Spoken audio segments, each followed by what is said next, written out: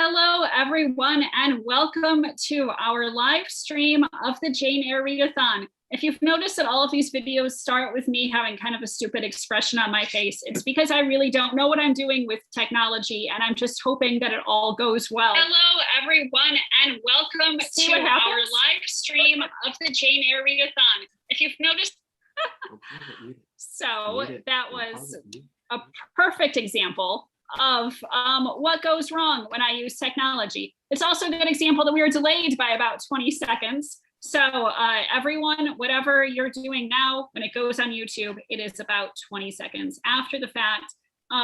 It's not so we can censor you, it's just how these things work.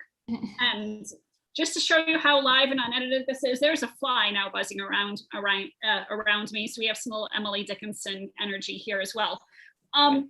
We are reading all of Jane Eyre on today, June 25th and 26th and 27th. This is completely unrehearsed. Not everyone is a professional actor, myself included in the definitely not a professional actor category. But we're not doing this for fame and glory. We are doing it to raise money to save some literary treasures.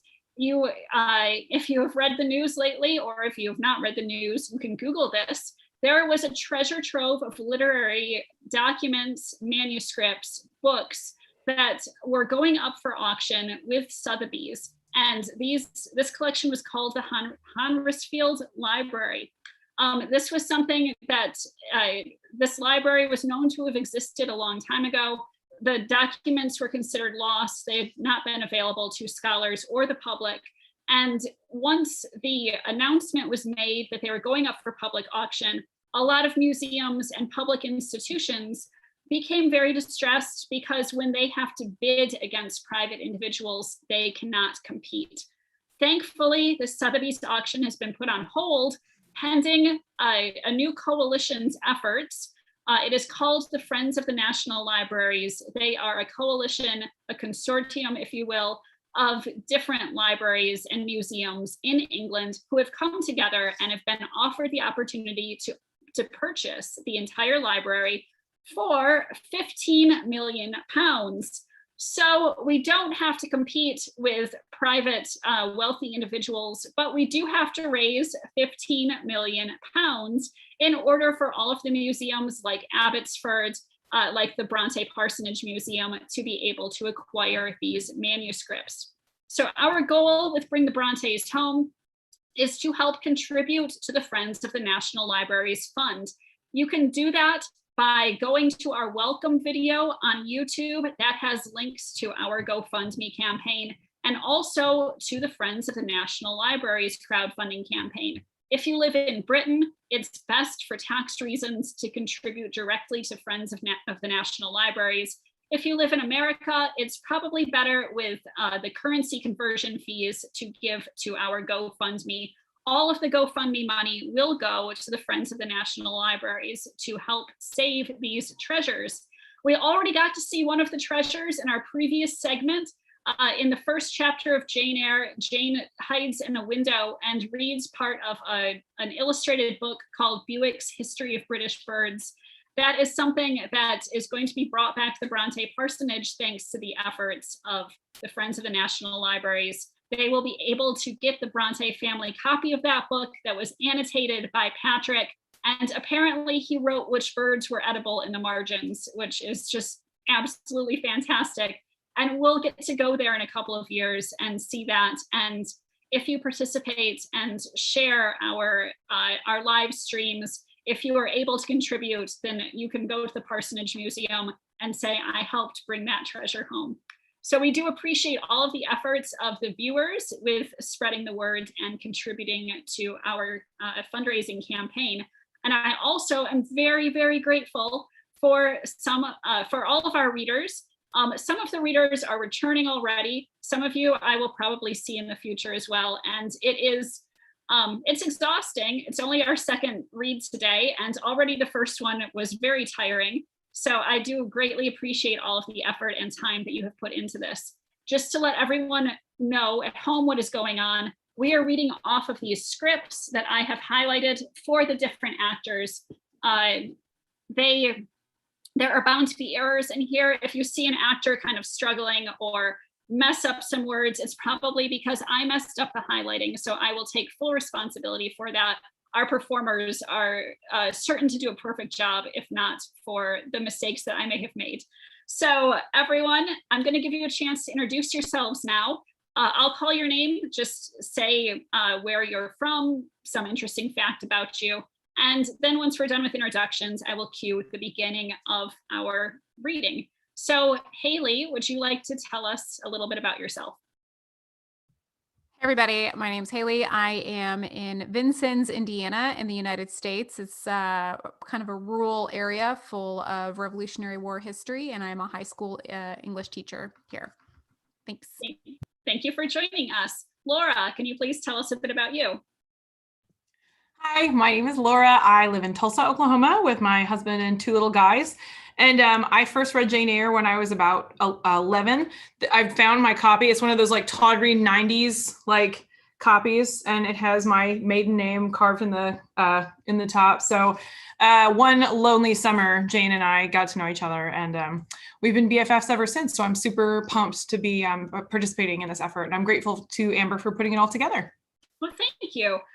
And everyone too, when we chat afterwards, you're welcome to share your own opinions and feelings about past readings of Jane. Just no spoilers. So, anyone else who dies after this chapter, we don't want to know about it yet. But I wish I had my first copy of Jane Eyre still. That's a really cool thing to have. Rachel S., can you please introduce yourself? Sure. I'm Rachel. I'm from Indianapolis, Indiana, friends with Haley. We're not too far away. And fun fact, I refused to read Jane Eyre the first time it was assigned and asked to pick a different book because I thought the title sounded boring. And then when I finally read it as an English major later, it became my favorite book of all time. And I realized I was a dum-dum. So there we go. We all come around. So I guess you can't always say you can judge a book by its title either. We know we're not supposed to judge it by the cover like Laura's, but sometimes the title can seem, not as exciting as it is. Might be a fun game to think of alternate titles later for this. So Jordan, can you please go next for the introductions? Sure. Hi there. My name is Jordan Frederick. I'm a high school English teacher in Charlotte, North Carolina, and I have actually had the pleasure of teaching Jane Eyre. Fantastic. Thank you. And some of you who have already joined us for part one will recognize our other Rachel. So thanks for coming back, Rachel. Can you tell us a bit about yourself again? Hi again, and like Laura, I'm sitting here nursing my 90s copy of Jane Eyre from 1992. Yeah, I'm Rachel. I live in Scarborough in England, which is one of the Bronte sites.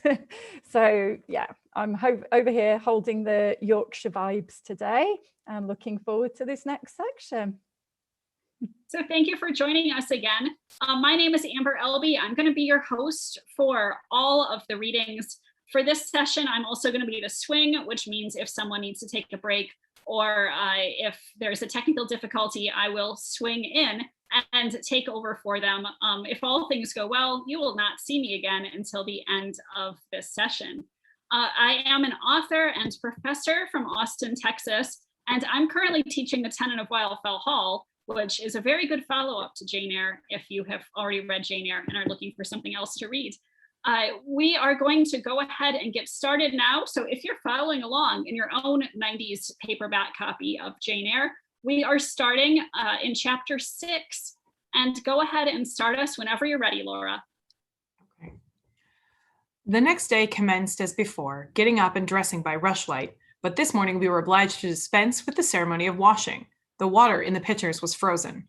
A change had taken place in the weather the preceding evening, and a keen northeast wind, whistling through the crevices of our bedroom windows all night long, had made us shiver in our beds and turned the contents of the ewers to ice. Before the long hour and a half of prayers and Bible reading was over, I felt ready to perish with cold. Breakfast time came at last, and this morning the porridge was not burnt. The quality was eatable, the quantity small. How small my portion seemed. I wished it had been doubled. In the course of the day, I was enrolled as a member of the 4th class, and regular tasks and occupations were assigned to me hitherto. I had only been a spectator of the proceedings at Lowood. I was now to become an actor therein. At first, being little accustomed to learn by heart, The lessons appeared to me both long and difficult. The frequent change from task to task, too, bewildered me. And I was glad when, at about 3 o'clock in the afternoon, Miss Smith put into my hands a border of muslin 2 yards long, together with a needle and thimble, etc., and sent me to sit in a quiet corner of the schoolroom, with directions to hem the same. At that hour, most of the others were sewing likewise, but one class still stood round Miss Scatcherd's chair reading, and all was quiet. The subject of their lessons could be heard, together with the manner in which each girl acquitted herself, and the animadversions or commentations of Miss Scatcherd on the performance. It was English history. Among the readers, I observed my acquaintance of the veranda. At the commencement of the lesson, her place had been at the top of the class, but for some error of pronunciation or some inattention to stops, she was suddenly sent to the very bottom. Even in that obscure position, Miss Scatcherd continued to make her an object of constant notice. She was continually addressing her to such phrases as the following. Burns? Such seems was her name. The girls here were all called by their surnames, as boys are elsewhere. Burns, you are standing on the side of your shoe. Turn your toes out immediately. Burns, you poke your chin most unpleasantly. Draw it in. Burns, I insist on you holding your head up. I will not have you before me in that attitude. Etc., etc. A chapter had been being read through twice. The books were closed and girls examined. The lesson had comprised part of the reign of Charles I, and there were sundry questions about tonnage and poundage and ship money, which most of them appeared unable to answer. Still, every little difficulty was solved instantly when it reached Burns. Her memory seemed to have retained the substance of the whole lesson, and she was ready with answers on every point. I kept expecting that Miss Scatcherd would praise her attention, but instead of that, she suddenly cried out, You dirty, disagreeable girl! You have never cleaned your nails this morning. Burns made no answer. I wondered at her silence. Why? Thought I. Does she not explain that she could neither clean her nails nor wash her face as the water was frozen? My attention was now called off by Miss Smith, desiring me to hold a skein of thread. While she was winding it, she talked to me from time to time, asking whether I had ever been at school before, whether I could mark, stitch, knit, etc., till she dismissed me. I could not pursue my observation on Miss Scatcherd's movements. When I returned to my seat, that lady was just delivering an order of which I did not catch the import, but Burns immediately left the class, and going into a small inner room where the books were kept, returned in half a minute, carrying in her hand a bundle of twigs tied together at one end. This ominous tool she presented to Miss Scatcherd with respectful curtsy. Then she quietly, and without being told, unloosed her pinafore, and the teacher instantly and sharply inflicted on her neck a dozen strokes with a bunch of twigs. Not a tear rose to Burns' eye, and while I paused for my sewing because my fingers quivered at this spectacle with a sentiment of unveiling and impotent anger, not a feature of her pensive face altered its ordinary expression. Pardon, girl. Nothing can correct you of your slatternly habits. Carry the rod away. Burns obeyed. I looked at her narrowly as she emerged from the book closet. She was just putting back her handkerchief into her pocket, and a trace of a tear glistened on her thin cheek. The play hour in the evening, I thought the pleasantest fraction of the day at Lowood. The bit of bread, the draught of coffee swallowed at 5 o'clock had revived vitality, if had not satisfied hunger. The long restraint of the day was slackened. The schoolroom felt warmer than in the morning, its fires being allowed to burn a little more brightly to supply in some measure the place of candles, not yet introduced. The ruddy gloaming, the licensed uproar, the confusion of many voices gave one a welcome sense of liberty. On the evening of the day which I had seen Miss Scatcherd flog her pupil Burns, I wandered as usual among the forms and tables and laughing groups without a companion, yet not feeling lonely. When I passed the windows, I now and then lifted a blind and looked out. It snowed fast. A drift was already forming against the lower panes. Putting my ear close to the window, I could distinguish from the gleeful tumult within the disconsolate moan of the wind outside. Probably, if I had lately left a good home and kind parents, this would have been the hour when I should have most keenly regretted the separation. That wind would have saddened my heart. This obscure chaos would have disturbed my peace. As it was, I derived from both a strange excitement, and, reckless and feverish, I wished the wind to howl more wildly, the gloom to deepen to darkness, and the confusion to rise to clamor. Jumping over forms and creeping under tables, I made my way to one of the fireplaces.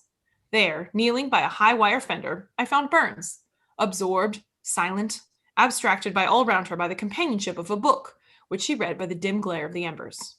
Is it still Rusilius? I asked, coming behind her. Yes, and I have just finished it. And in 5 minutes more, she shut it up. I was glad of this. Now, thought I can perhaps get her to talk. I sat down by her on the floor. What is your name besides Burns? Helen, Do you come a long way from here? I come from a place farther north, quite on the borders of Scotland. Will you ever go back? I hope so, but nobody can be ever sure of the future. You must wish to leave Lowood. No, why should I? I was sent to Lowood to get an education, and it would be of no use going away until I have attained that object. But that teacher, Miss Scatcherd, is so cruel to you. Cruel? Not at all. She is severe. She dislikes my faults. And if I were in your place, I should dislike her. I should resist her. If she struck me with that rod, I should get it from her hand. I should break it under her nose. Probably you would do nothing of the sort. But if you did, Mr. Brocklehurst would expel you from the school. That would be a great grief to your relations. It is far better to endure patiently a smart which nobody feels but yourself than to commit a hasty action whose evil consequences will extend to all connected with you. And besides, the Bible bids us return good for evil. But then it seems disgraceful to be flogged and to be sent to stand in the middle of a room full of people. And you are such a great girl. I am far younger than you, and I could not bear it. Yet it would be your duty to bear it if you could not avoid it. It is weak and silly to say you cannot bear what it is your fate to be required to bear. I heard her with wonder. I could not comprehend this doctrine of endurance, and still less could I understand or sympathize with the forbearance she expressed for her chastiser. Still, I felt that Helen Burns considered things by a light invisible to my eyes. I suspected she might be right and I wrong, but I would not ponder the matter deeply. Like Felix, I put it off to a more convenient season. You say you have faults, Helen. What are they? To me, you seem very good. Then learn from me not to judge by appearances. I am, as Miss Scatcherd says, slatternly. I seldom put and never keep things in order. I am careless. I forget rules. I read when I should learn my lessons. I have no method. And sometimes I say, like you, I cannot bear to be subjected to systematic arrangements. This is all very provoking to Miss Scatcherd, who is naturally neat, punctual, and particular. And cross and cruel. I added, but Helen Burns would not admit my addition. She kept silence. Is Miss Temple as severe to you as Miss Scatcherd? At the utterance of Miss Temple's name, a soft smile flitted over her grave face. Miss Temple is full of goodness. It pains her to be severe to anyone, even the worst in the school. She sees my errors and tells me of them gently. And if I do anything worthy of praise, she gives me my meed liberally. One strong proof of my wretchedly defective nature is that even her expostulations, so mild, so rational, have not influence to cure me of my faults. And even her praise, though I value it most highly, cannot stimulate me to continued care and foresight. That is curious. It is so easy to be so careful. For you, I have no doubt it is. I observed you in your class this morning and saw you were closely attentive. Your thoughts never seemed to wander while Miss Miller explained the lesson and questioned you. Now, mine continually rove away when I should be listening to Miss Scatcherd and collecting all she says with assiduity. I often lose the very sound of her voice. I fall into a sort of dream.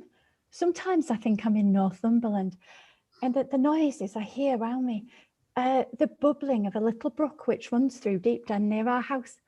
Then, when it comes to my turn to reply, I have to be awakened, and having heard nothing of what was read, listening to the visionary brook, I have no answer ready. Yet how well you replied this afternoon. Oh, it was mere chance. The subject on what we had been reading had interested me. This afternoon, instead of dreaming of Deepton, I was wondering how a man who wished to do right could act so unjustly and unwisely as Charles I sometimes did. And I thought, what a pity it was that, with his integrity and conscientiousness, he could see no farther than the prerogatives of the crown. If he had but been able to look to a distance and see how what they call the spirit of the age was tending. Still, I like Charles, I respect him, I pity him, poor murdered king. Yes, his enemies were the worst. They shed blood they had no right to shed. How dared they kill him? Helen was talking to herself now. She had forgotten I could not very well understand her, that I was ignorant, or nearly so, of the subject she discussed. I recalled her to my level.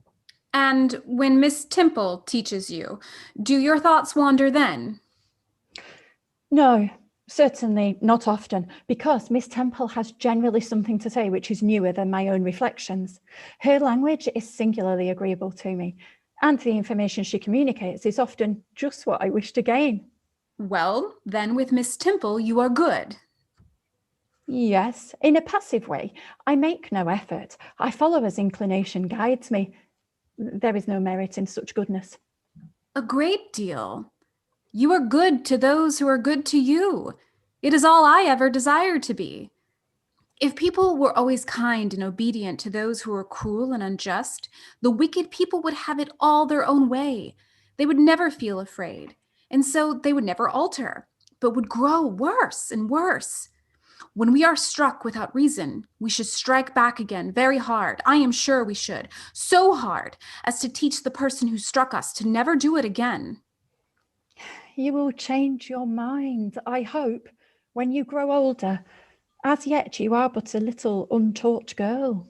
But I feel this, Helen. I must dislike those who, whatever I do to please them, persist in disliking me. I must resist those who punish me unjustly. It is as natural as that I should love those who show me affection or submit to punishment when I feel it is deserved. Heathens and savage tribes hold that doctrine, but Christians and civilized nations disown it. How? I don't understand. It is not violence that best overcomes hate, nor vengeance that most certainly heals injury. What then? Read the New Testament and observe what Christ says and how he acts. Make his word your rule and his conduct your example. What does he say? Love your enemies, bless them that curse you, do good to them that hate you and despitefully use you. Then I should love Mrs. Reed, which I cannot do. I should bless her son John, which is impossible. In her turn, Helen Burns asked me to explain, and I proceeded forthwith to pour out, in my own way, the tales of my sufferings and resentments. Bitter and truculent when excited, I spoke as I felt, without reserve or softening. Helen heard me patiently to the end. I expected she would then make a remark, but she said nothing. Well, is not Mrs. Reed a hard-hearted bad woman? She has been unkind to you, no doubt, because you see, she dislikes your cast of character, as Miss Scatcherd does mine. But how minutely you remember all she has done and said to you. What a singularly deep impression her injustice seems to have made on your heart. No ill usage so brands its record on my feelings. Would you not be happier if you tried to forget her severity, together with the passionate emotions it excited? Life appears to me too short to be spent in nursing animosity or registering wrongs. We are and must be, one and all, burdened with faults in this world. But the time will soon come when, I trust, we shall put them off in putting off our corruptible bodies, when debasement and sin will fall from us with this cumbrous frame of flesh, and only the spark of spirit will remain. the impalpable principle of light and thought, pure as when it left the Creator to inspire the creature. Whence it came, it will return, perhaps again to be communicated to some being higher than man, perhaps to pass through gradations of glory, from the pale human soul to brighten to the seraph. Surely it will never, on the contrary, be suffered to degenerate from man to fiend. No, I cannot believe that. I hold another creed, which no one ever taught me, and which I seldom mention, but in which I delight, and to which I cling, for it extends hope to all. It makes eternity a rest, a mighty home, not a terror and an abyss. Besides, with this creed, I can so clearly distinguish between the criminal and his crime. I can so sincerely forgive the first while I abhor the last. With this creed, revenge never worries my heart. Degradation never too deeply disgusts me.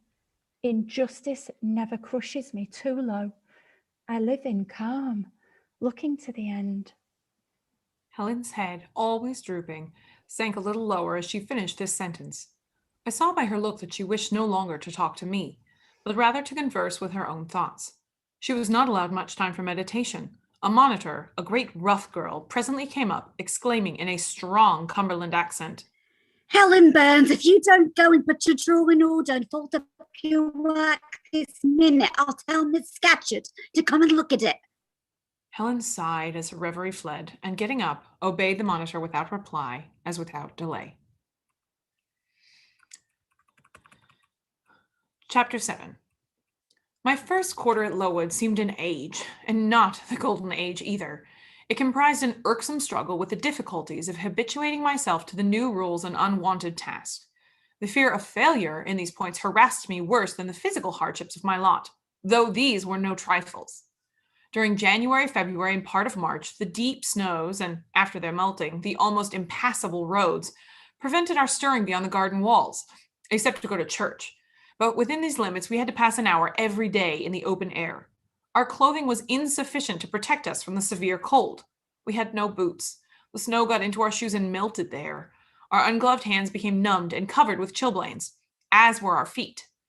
I remember well the distracting irritation I earned from this cause every evening when my feet inflamed, and the torture of thrusting the swelled, raw, and stiff toes into my shoes in the morning. Then the scanty supply of the food was distressing.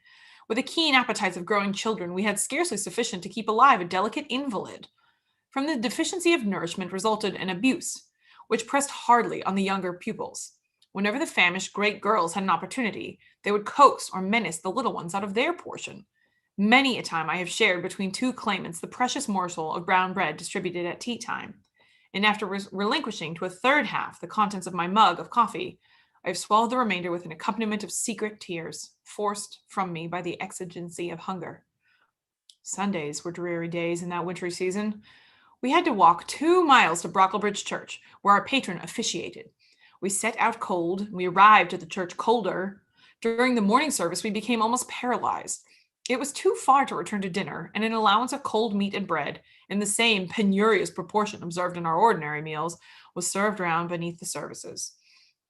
At the close of the afternoon service, we returned by an exposed and hilly road, where the bitter north wind, blowing over a range of snowy summits to the north, almost flayed the skin from our faces.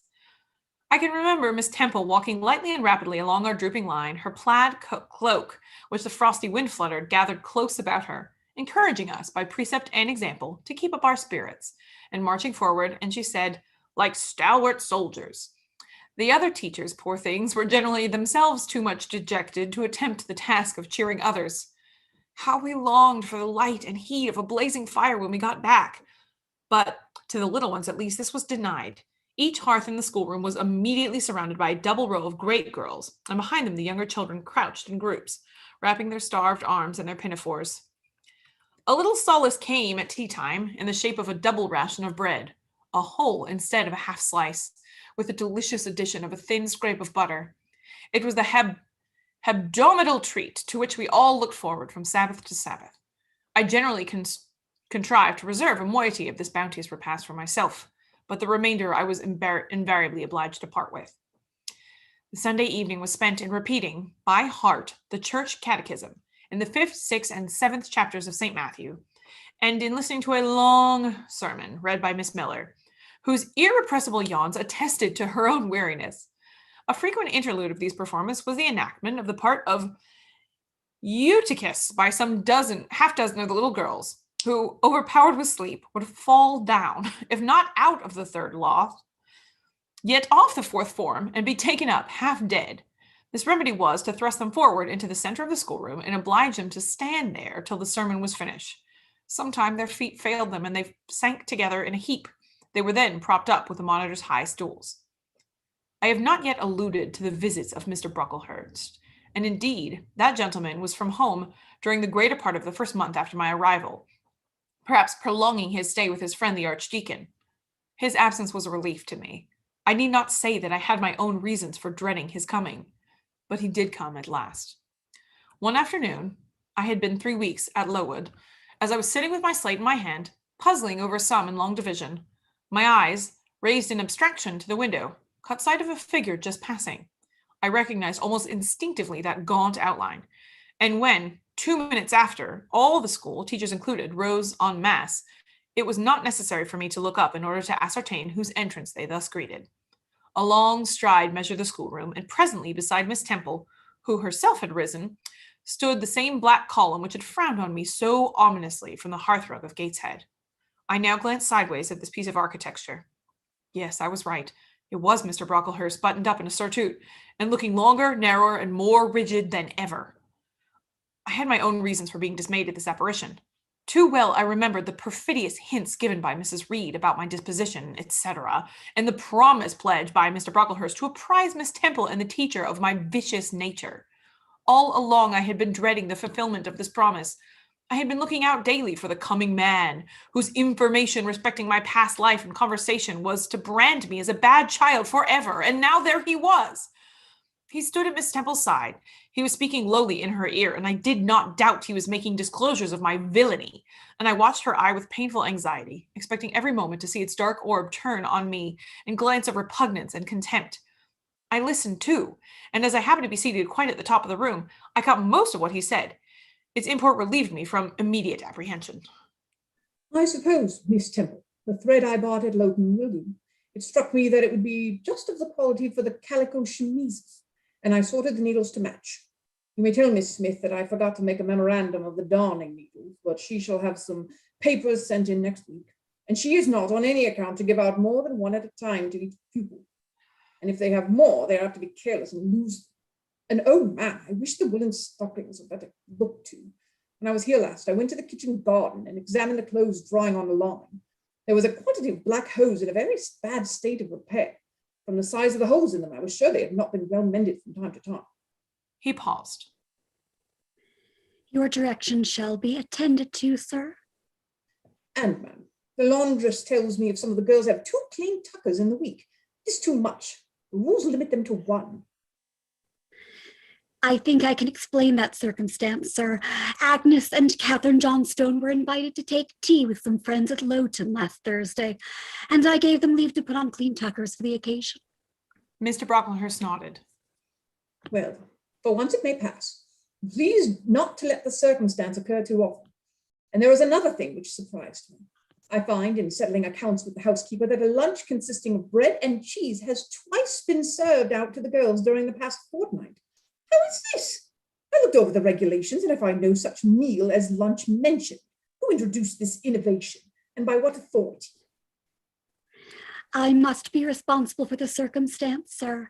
The breakfast was so ill prepared that the pupils could not possibly eat it, and I dared not allow them to remain fasting till dinner time. Madam, allow me an instant. You are aware that my plan in bringing up these girls is not to accustom them to habits of luxury and indulgence, but to render them hardy, patient, self-denying.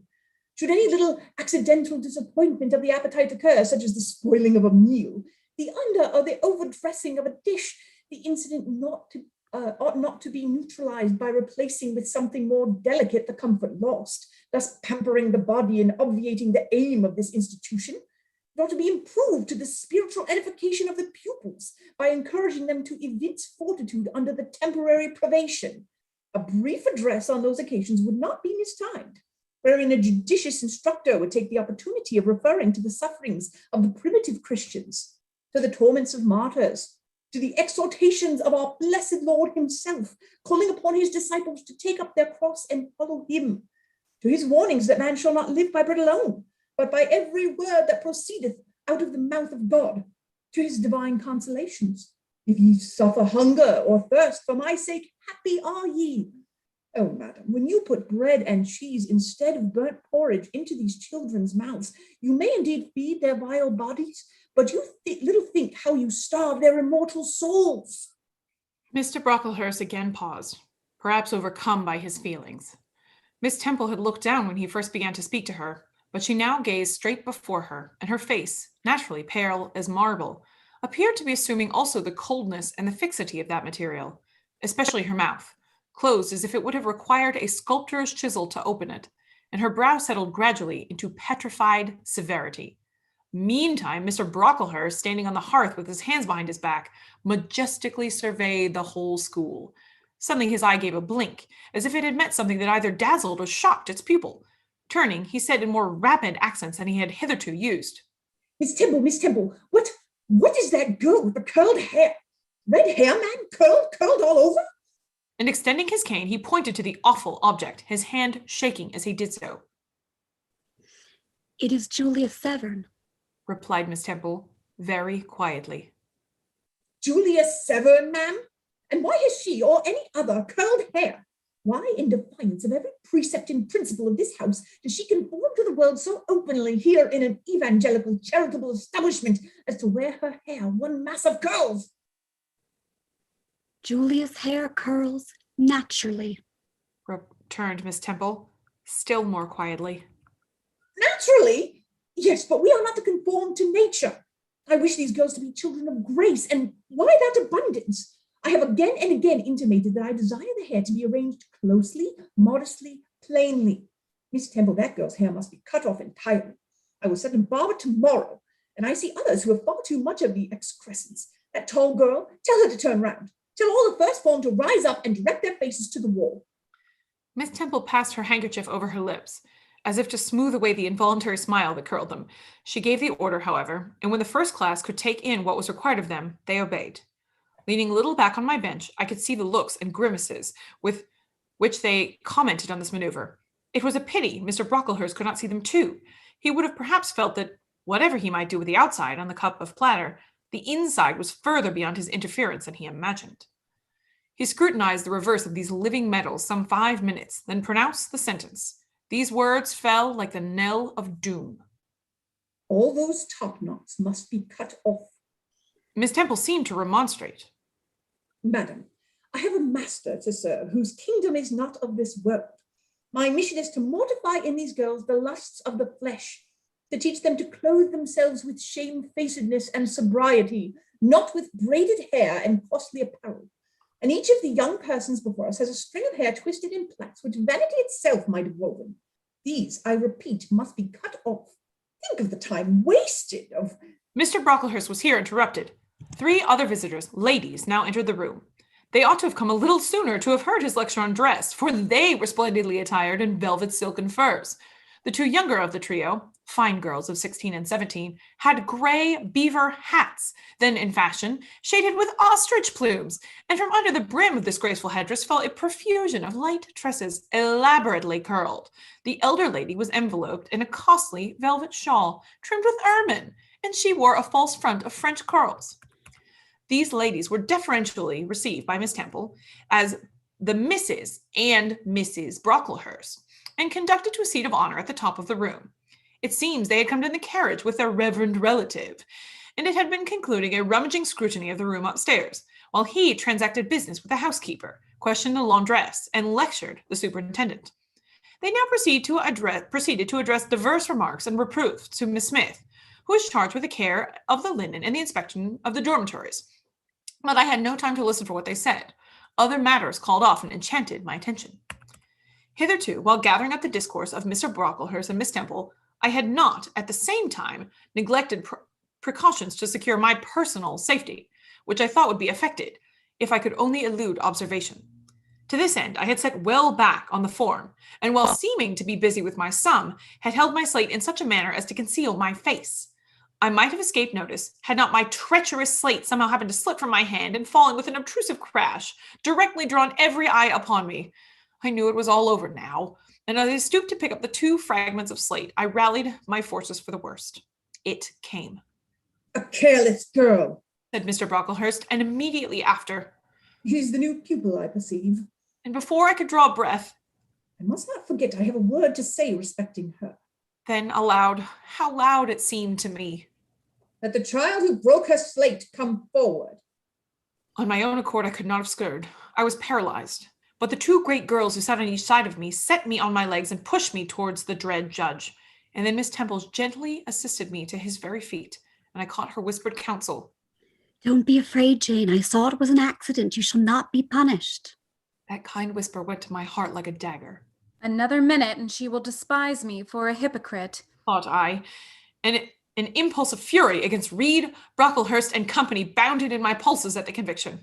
I was no Helen Burns. Fetch that stool, said Mr. Brocklehurst, pointing to a very high one from which a monitor had just risen. It was brought. Place the child upon it. And I was placed there. By whom? I don't know. I was in no condition to note particulars. I was only aware that they had hoisted me up to the height of Mr. Brocklehurst's nose, that he was within a yard of me, and that a spread of shot orange and purple silk pelisses and a cloud of silvery plumage extended and waved below me. Mr. Brocklehurst hemmed. Ladies, said he, turning to his family. Miss Temple, teachers, and children. You all see this girl? Of course they did, for I felt their eyes directed like burning glasses against my scorched skin. You see she is yet young. You observe she possesses the ordinary form of childhood. God has graciously given her the shape that he has given to all of us. No signal deformity points her out as a marked character. Who would think that the evil one had already found a servant and agent in her? Yet, I grieve to say, is the case. A pause, in which I began to steady the palsy of my nerves and to feel that the Rubicon was passed, and the trial, no longer to be shirked, must be firmly sustained. My dear children, pursued the black marble clergyman with pathos, this is a sad, melancholy occasion, for it becomes my duty to warn you that this girl, who might be one of God's own lambs, is a little castaway, not a member of the true flock, but evidently an interloper and an alien. You must be on your guard against her. You must shun her example. If necessary, avoid her company, exclude her from your sports, and shut her out from your converse. Teachers, you must watch her. Keep your eyes on her movements, weigh well her words, scrutinize her actions, punish her body to save her soul. If indeed such salvation is possible, for my tongue falters while I tell it. This girl, this child, the native of a Christian land, worse than many a little heathen who says its prayers to Brahma and kneels before Juggernaut, this girl is a liar. Now came the pause of 10 minutes, during which I, by this time in perfect possession of my wits, observed all the female Brocklehursts produce their pocket handkerchiefs and apply them to their optics, while the elderly lady swayed herself to and fro, and the 2 younger ones whispered. How shocking. Mr. Brocklehurst resumed. This I learned from her benefactress, from the pious and charitable lady who adopted her in her orphan state, reared her as her own daughter, and whose kindness, whose generosity the unhappy girl repaid by an ingratitude so bad, so dreadful that at last her excellent patroness was obliged to separate her from her own young ones, fearful lest her vicious example should contaminate their purity. She has sent her here to be healed, even as the Jews of old sent their disease to the troubled pool of Bethesda. And teachers, superintendent, I beg of you not to allow the waters to stagnate round her.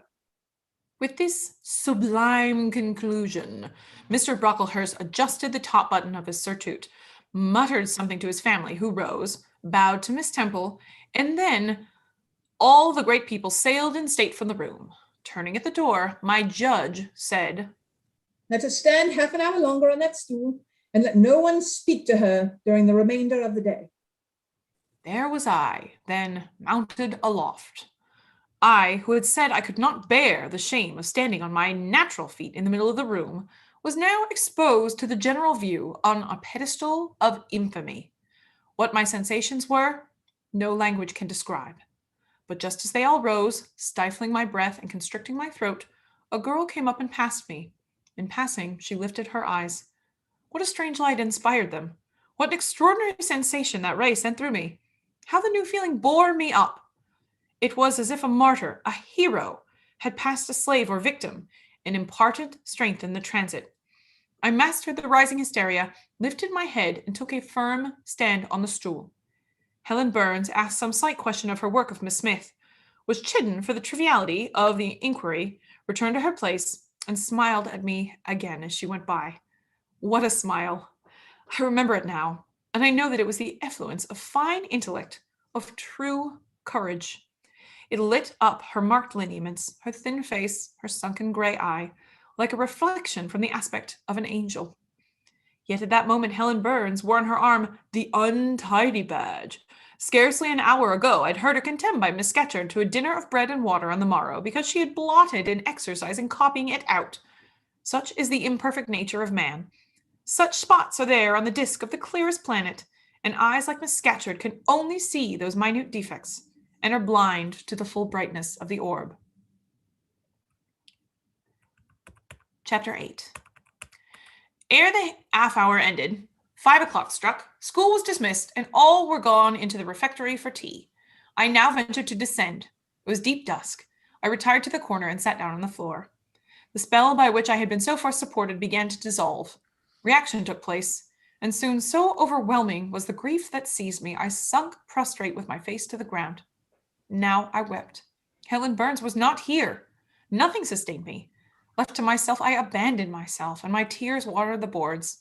I had meant to be so good, and to do so much at Lowood, to make so many friends, to earn respect and win affection.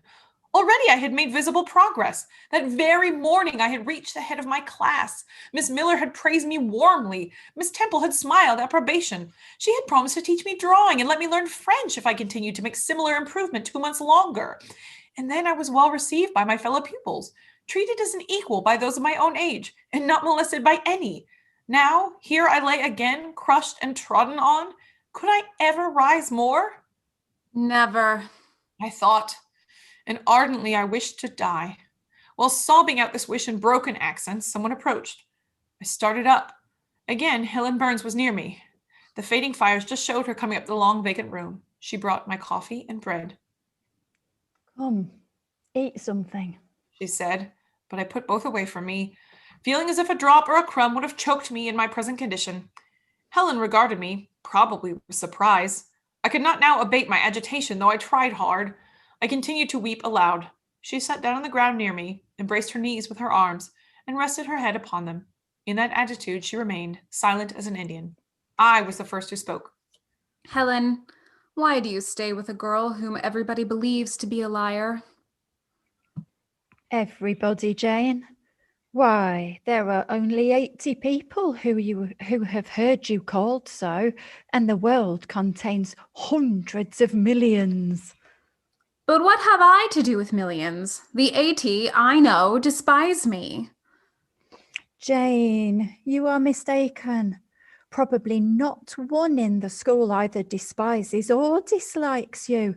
Many, I am sure, pity you much. How can they pity me after what Mr. Brocklehurst has said? Mr. Brocklehurst is not a god, nor is he even a great and admired man. He is little liked here. He never took steps to make himself liked. Had he treated you as an especial favourite, you would have found enemies, declared or covert, all around you. As it is, the greater number would offer you sympathy, if they dared.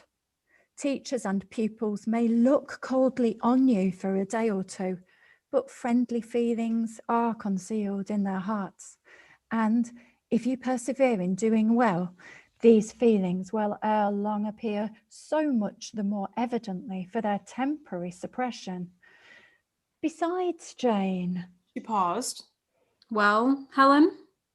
Said I, putting my hand into hers. She chafed my fingers gently to warm them and went on. If all the world hated you and believed you wicked, while your own conscience approved you and absolved you from guilt, you would not be without friends. No, I know I should think well of myself, but that is not enough. If others don't love me, I would rather die than live. I cannot bear to be solitary and hated, Helen. Look here. To gain some real affection from you or Miss Temple or any other whom I truly love, I would willingly submit to have the bone of my arm broken, or to let a bull toss me, or to stand behind a kicking horse and let it dash its hoof at my chest and... Hush, Jane. You think too much of the love of human beings. You are too impulsive, too vehement.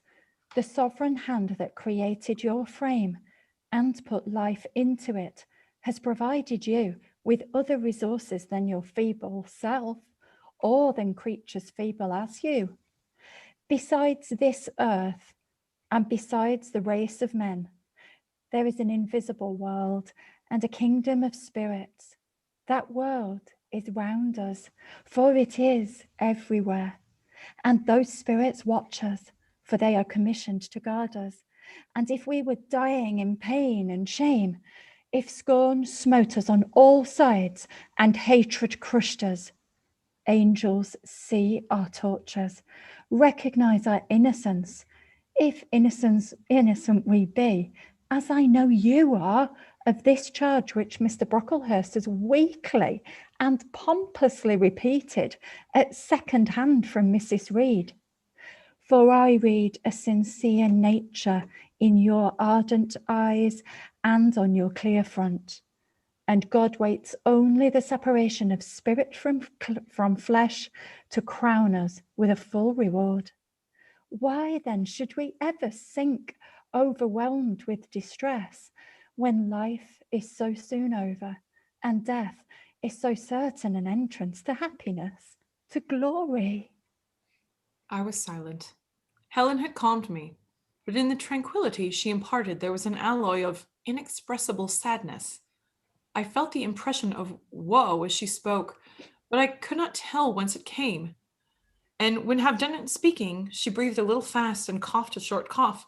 I momentarily forgot my own sorrows to yield to a vague concern for her. Resting my head on Helen's shoulder, I put my arms around her waist. She drew me to her, and we reposed in silence. We had not sat long thus when another person came in.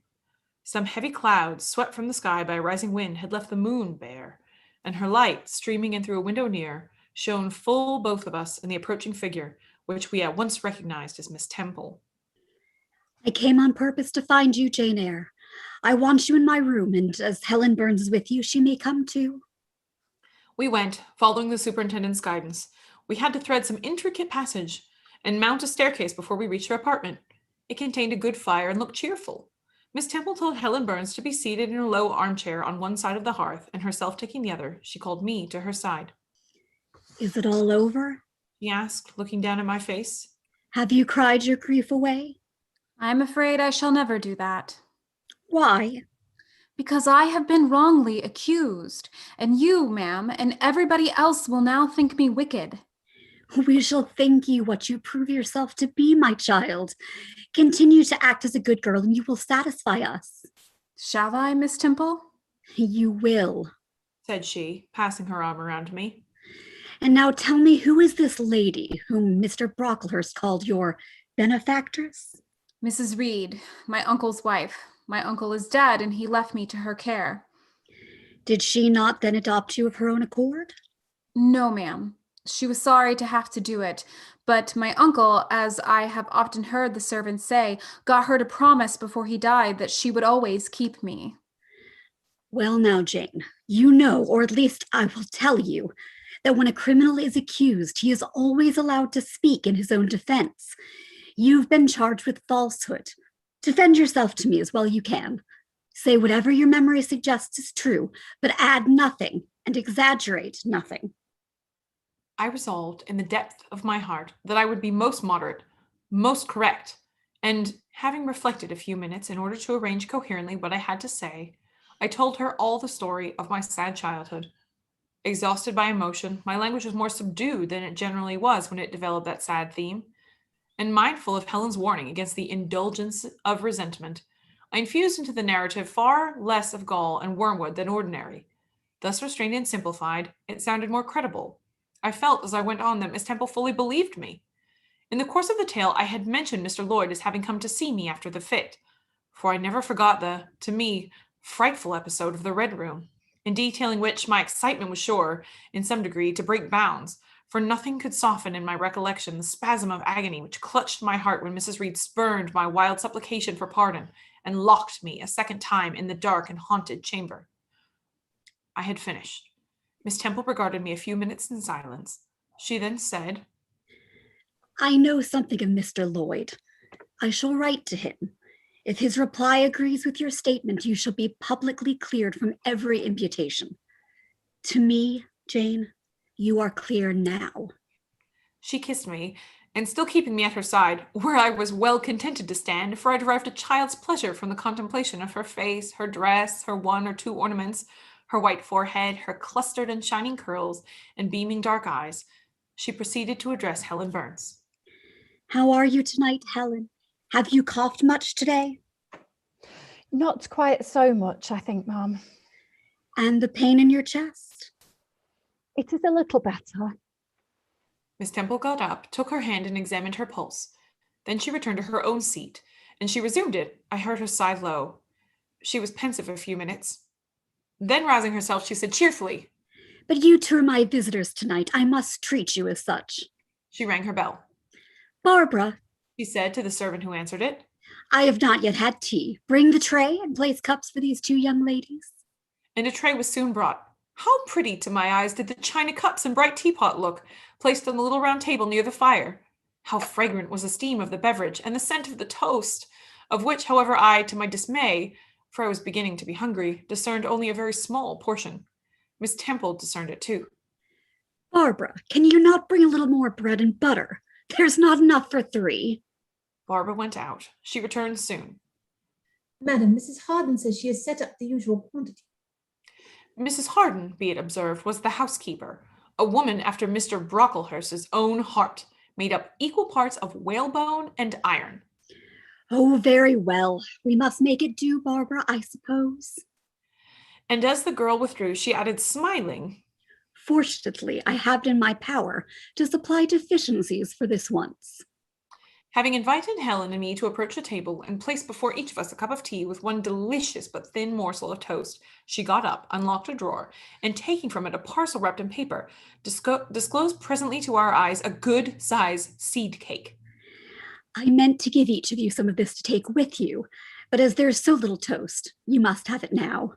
And she proceeded to cut slices with a generous hand.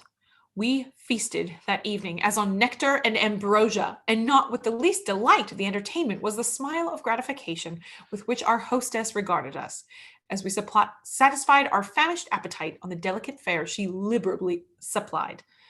Tea over and the tray removed, she again summoned us to the fire. We sat one on each side of her, and now a conversation followed between her and Helen, which it was indeed a privilege to be admitted to hear. Miss Temple had always something of serenity in her air, of state in her mien, of refined propriety in her exchange, which precluded deviation into the ardent, the excited, the eager, something which chastened the pleasure of those who looked on her and listened to her, by a controlling sense of awe, and such was my feeling now. But as to Helen Burns, I was struck with wonder. The refreshing meal, the brilliant fire, the presence and kindness of her beloved instructress, or perhaps more than all these, something in her own unique mind had roused her powers within her. They woke, they kindled. First they glowed in the bright tint of her cheek, which till this hour I had never seen but pale and bloodless. Then they shone in the liquid luster of her eyes, which had suddenly acquired a beauty more singular than that of Miss Temple's, a beauty neither of fine color nor long eyelash, nor penciled brow, but of meaning, of movement, of radiance. Then her soul sat on her lips, and language flowed. From what source I cannot tell. Has a girl of 14 a heart large enough, vigorous enough to hold the swelling spring of pure, full, fervid eloquence? Such was the characteristic of Helen's discourse on that, to me, a memorable evening. Her spirit seemed hastening to live within a very brief span as much as many live during a protracted existence. They conversed of things I had never heard of nations and times past, of countries far away, of secrets of nature discovered or guessed at. They spoke of books, how many they had read, what stores of knowledge they possessed. Then they seemed so familiar with French names and French authors, but my amazement reached its climax when Miss Temple asked Helen if she sometimes snatched a moment to recall the Latin her father had taught her, and taking a book from a shelf, bade her read and construe a page of Virgil, and Helen obeyed, my organ of veneration expanding at every sounding line. She had scarcely finished ere the bell announced bedtime. No delay could be admitted. Miss Temple embraced us both, saying as she drew us to her heart, God bless you, my children. Helen she held a little longer than me. She let her go more reluctantly. It was Helen, her eyes followed to the door. It was for her she a second time breathed a sad sigh. For her she wiped a tear from her cheek. On reaching the bedroom, we heard the voice of Miss Scatcherd. She was examining drawers. She had just pulled out Helen Burns's, and when we entered, Helen was greeted with a sharp reprimand and told that tomorrow she should have half a dozen of untidily folded articles pinned to her shoulder. My things were indeed in shameful disorder, murmured Helen to me in a low voice. I intended to have arranged them, but I forgot. Next morning, Miss Scatcherd wrote in conspicuous characters on a piece of pasteboard the word slattern, and bound it like a phylactery round Helen's large, mild, intelligent, and benign-looking forehead. She wore it till evening, patient, unresentful, regarding it as a deserved punishment. The moment Miss Scatcherd withdrew it after afternoon school, I ran to Helen, tore it off, and thrust it into the fire. The fury of which she was incapable had been burning in my soul all day, and tears, hot and large, had continually been scalding my cheek, for the spectacle of her sad resignation gave me an intolerable pain at the heart. About a week subsequently to the incidents above narrated, Miss Temple, who had written to Mr. Lloyd, received his answer. It appeared that what he said went to corroborate my account. Miss Temple, having assembled the whole school, announced that the inquiry that had been made into the charges alleged against Jane Eyre, and that she was most happy to be able to pronounce her completely cleared from every imputation. The teachers then shook hands with me and kissed me, and a murmur of pleasure ran through the ranks of my companions. Thus relieved of a grievous load, I from that hour set to work afresh, resolved to pioneer my way through every difficulty. I toiled hard, and my success was proportionate to my efforts. My memory, not naturally tenacious, improved with practice. Exercise sharpened my wits. In a few weeks, I was promoted to a higher class. In less than 2 months, I was allowed to commence French and drawing. I learned the first 2 tenses of the verb être and sketched my first cottage, whose walls, by the by, outrivaled in slope those of the Leaning Tower of Pisa. And on the same day, that night, going to bed, I forgot to prepare in imagination the Barmecide supper of hot roast potatoes, or white bread and new milk, which I was wont to amuse my inward cravings. I feasted instead on the spectacle of ideal drawings, which I saw in the dark, all the work of my own hands, freely penciled houses and trees, picturesque rocks and ruins, cube-like groups of tattle, sweet paintings of butterflies hovering over unblown roses, of birds picking at ripe cherries, of wren's nest enclosing pearl-like eggs, wreathed about with young ivy sprays. I examined, too, in thought, the possibility of my ever being able to translate currently a certain little French story which Madame Perrault had that day shown me. Nor was that problem solved to my satisfaction ere I fell sweetly asleep. Well has Solomon said, better is a dinner of herbs where love is, than a stalled ox and hatred therewith. I would not now have exchanged Lowood with all its privations for Gateshead and its daily luxuries. Chapter 9. But the privations, or rather the hardships of Lowood lessened. Spring drew on. She was indeed already come. The frost of winter had ceased. Its snows were melted, its cutting winds ameliorated. My wretched feet, flayed and swollen to lameness by the sharp air of January, began to heal and subside under the gentler breathings of April. The nights and mornings no longer by their Canadian temperature froze the very blood in our veins. We could now endure the play hour passed in the garden. Sometimes on a sunny day it began to even be pleasant and genial. A greenness grew over those brown beds, which, freshening daily, suggested the thought that hope traversed them at night, and left each morning brighter traces of her steps. Flowers peeped out amongst the leaves, snowdrops, crocuses, purple auriculas, and golden-eyed pansies. On Thursday afternoons, half holidays, we now took walks, and found still sweeter flowers opening by the waysides under the hedges. I discovered, too, that a great pleasure, an enjoyment which the horizon only bounded, lay all outside the high and spike-guarded walls of our garden.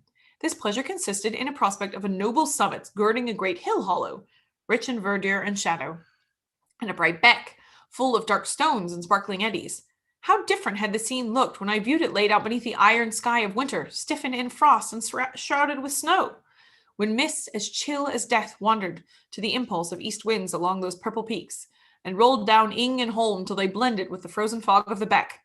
The beck itself was then a torrent, turbid and curbless. It tore asunder the wood and sent a raving sound through the air, often thickened with wild rain or whirling sleet, and for the forest on its banks, that showed only ranks of skeletons. April advanced to May. A bright, serene May it was. Days of blue sky, placid sunshine, and a soft western or southern gales filled up its duration. And now vegetation matured with vigor. Lowood shook loose its tresses. It became all green, all flowery. Its great elm, ash, and oak skeletons were restored to majestic life. Woodland plants sprang up profusely in its recesses.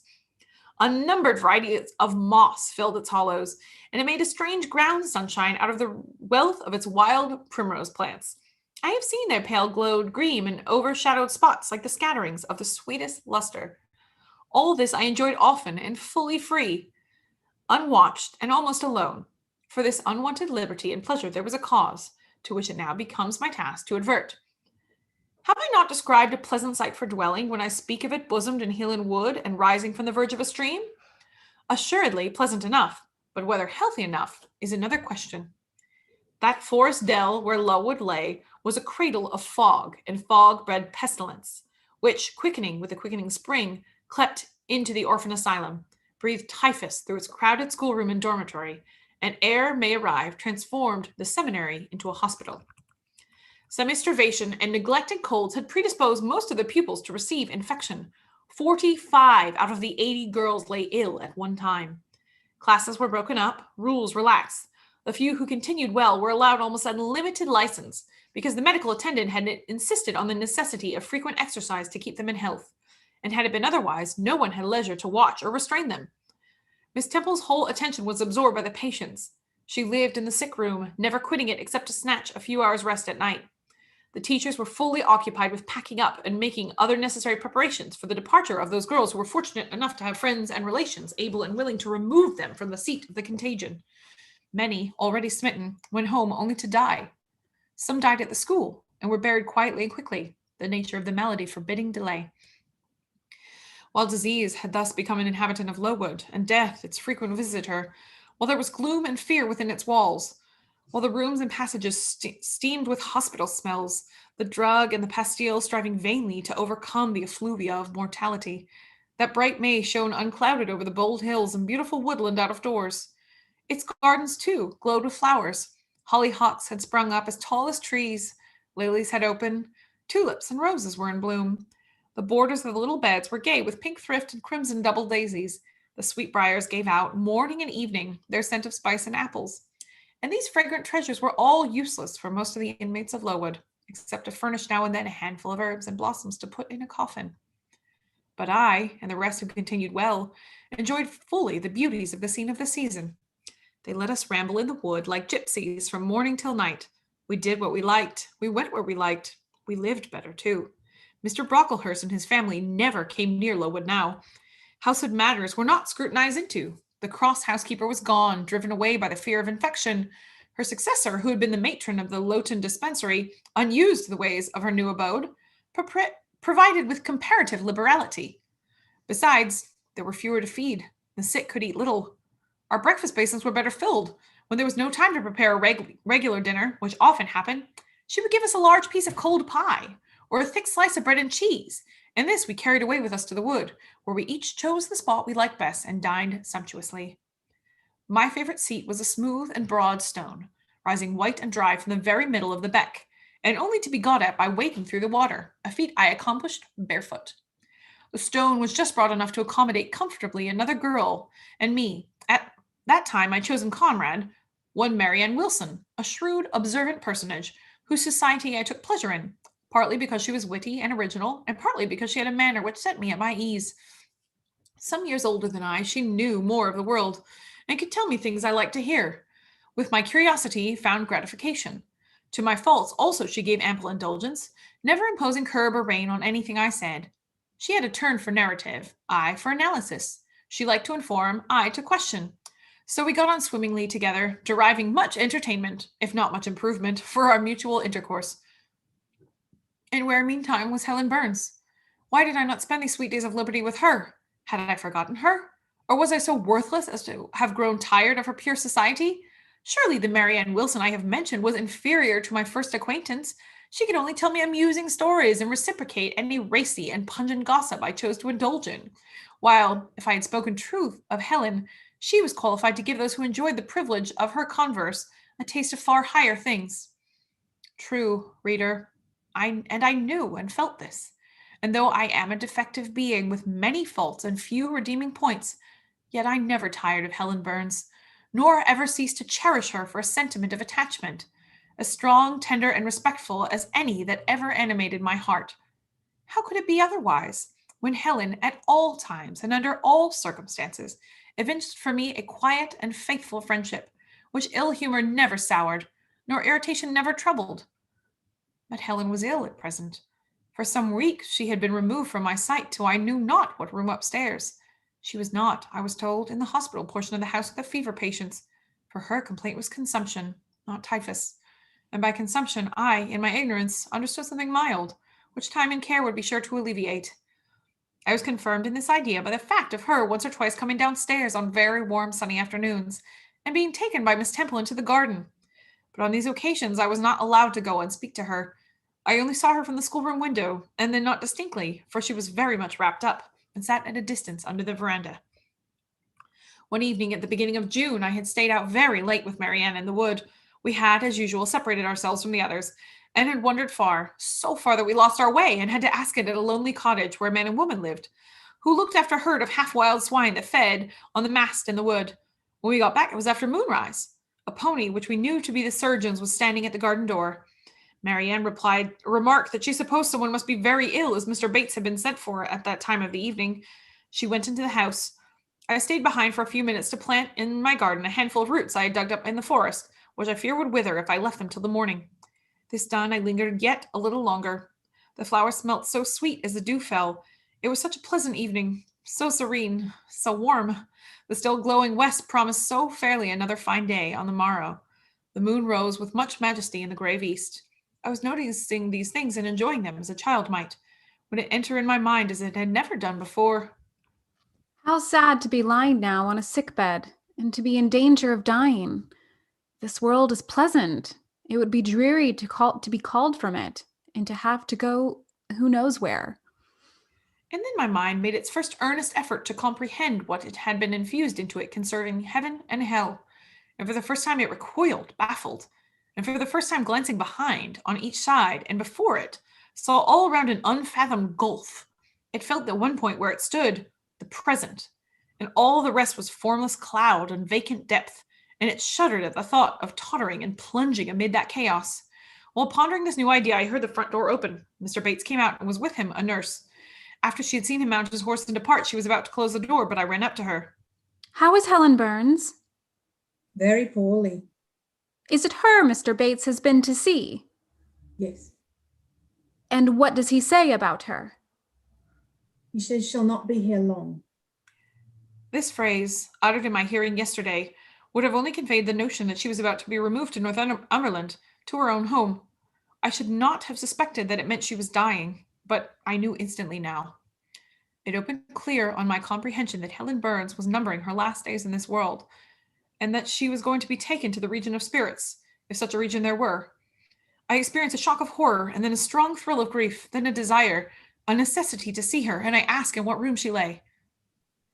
She's in Miss Temple's room, said the nurse. May I go up and speak to her? Oh, no, child. It is not likely. And now it is time for you to come in. You'll catch a fever if you stop out when the dew is falling.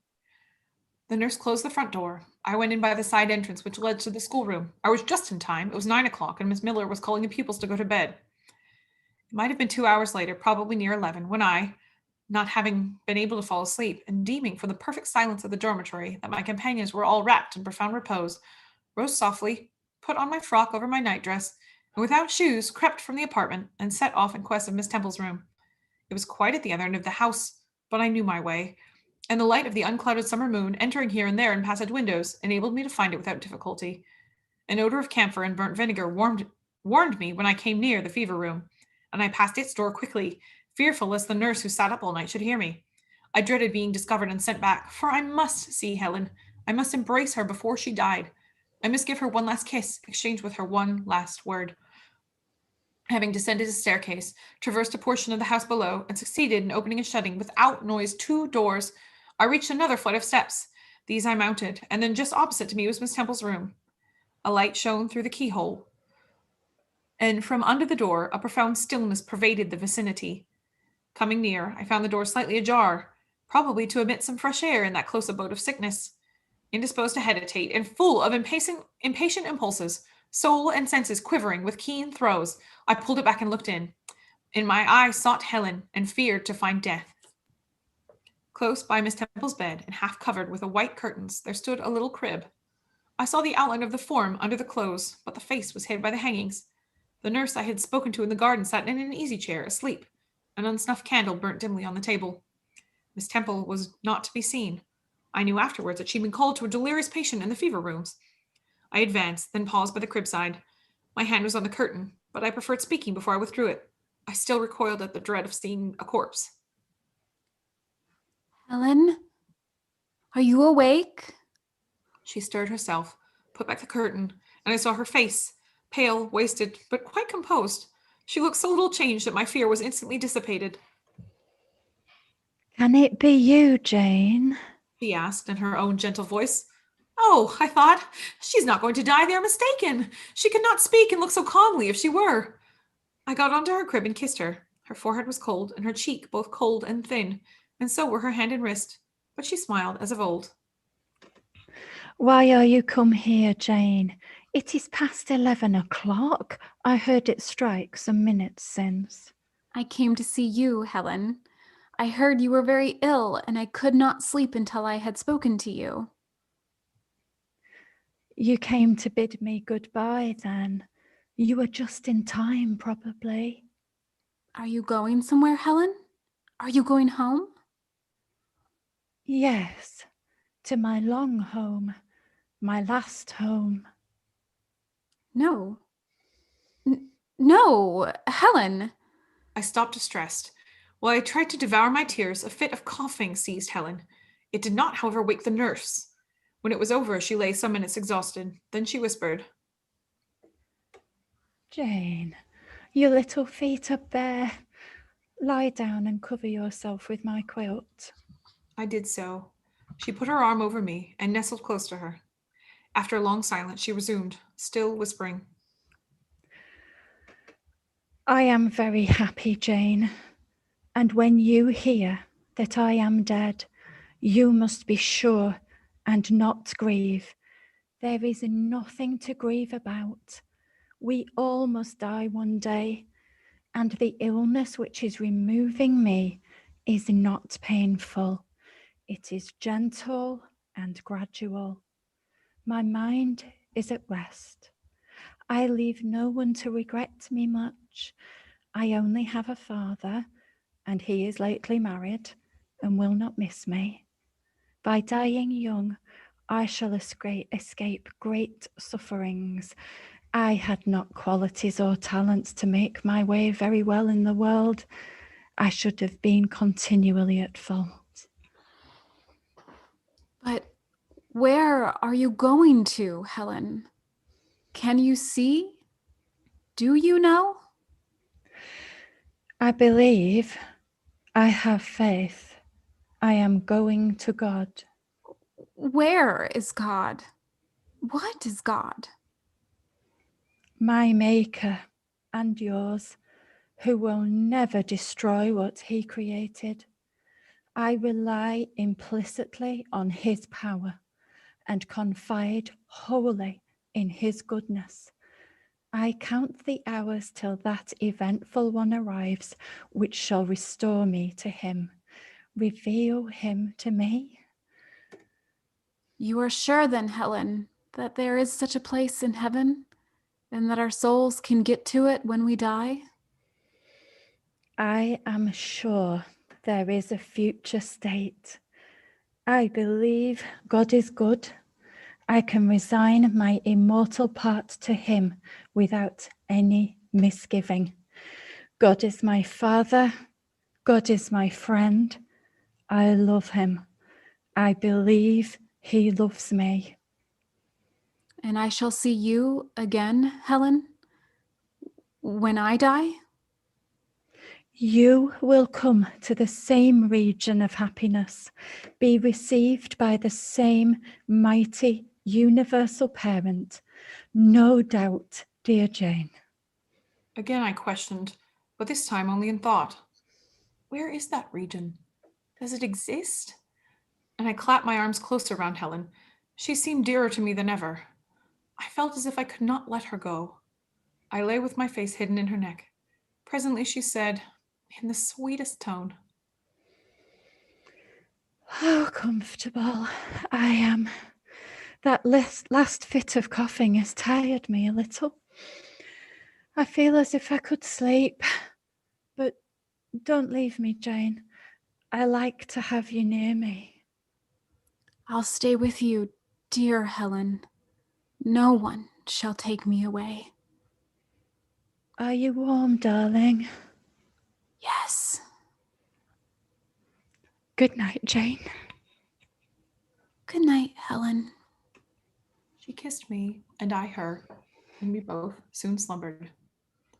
When I awoke, it was day. An unusual movement roused me. I looked up. I was in somebody's arms. The nurse held me. She was carrying me through the passage back to the dormitory. I was not reprimanded for leaving my bed. People had something else to think about. No explanation was afforded then to my many questions, but a day or two afterwards I learned that Miss Temple, on returning to her own room at dawn, had found me laid in the little crib, my face against Helen Burns' shoulder, my arms round her neck. I was asleep, and Helen was dead. Her grave is in Brocklebridge churchyard. For 15 years after her death, it was only covered by a grassy mound, but now a grey marble tablet marks the spot, inscribed with her name and the word Resurgam. Chapter 10. Hitherto, I have recorded in detail the events of my insignificant existence. To the first 10 years of my life, I have given almost as many chapters. But this is not to be a regular autobiography. I am only bound to invoke memory where I know her response will possess some degree of interest. Therefore, I now pass a space of 8 years almost in silence. A few lines only are necessary to keep up the links of connection. When the typhus fever had fulfilled its mission of devastation at Lowood, it gradually disappeared from thence, but not till its virulence and the number of its victims had drawn public attention on the school. Inquiry was made into the origin of the scourge, and by degrees various facts came out which excited public indignation in a high degree. The unhealthy nature of the site, the quantity and quality of the children's food, the brackish, fetid water used in its preparation, the pupils' wretched clothing and accommodations. All these things were discovered, and discovery produced a result mortifying to Mr. Brocklehurst, but beneficial to the institution. Several wealthy and benevolent individuals in the county subscribed largely for the erection of a more convenient building in a better situation. New regulations were made, improvements in the diet and clothing introduced. Funds for the school were entrusted to the management of a committee.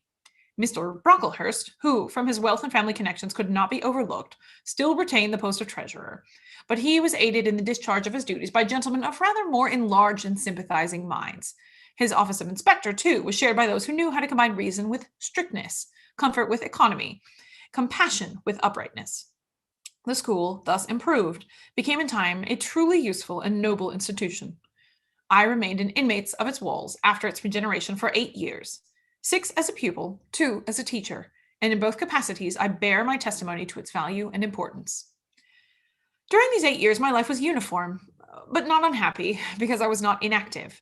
I had the means of an excellent education placed within my reach, a fondness for some of my studies, and a desire to excel in all, together with great delight in pleasing my teachers, especially such as I loved, urged me on.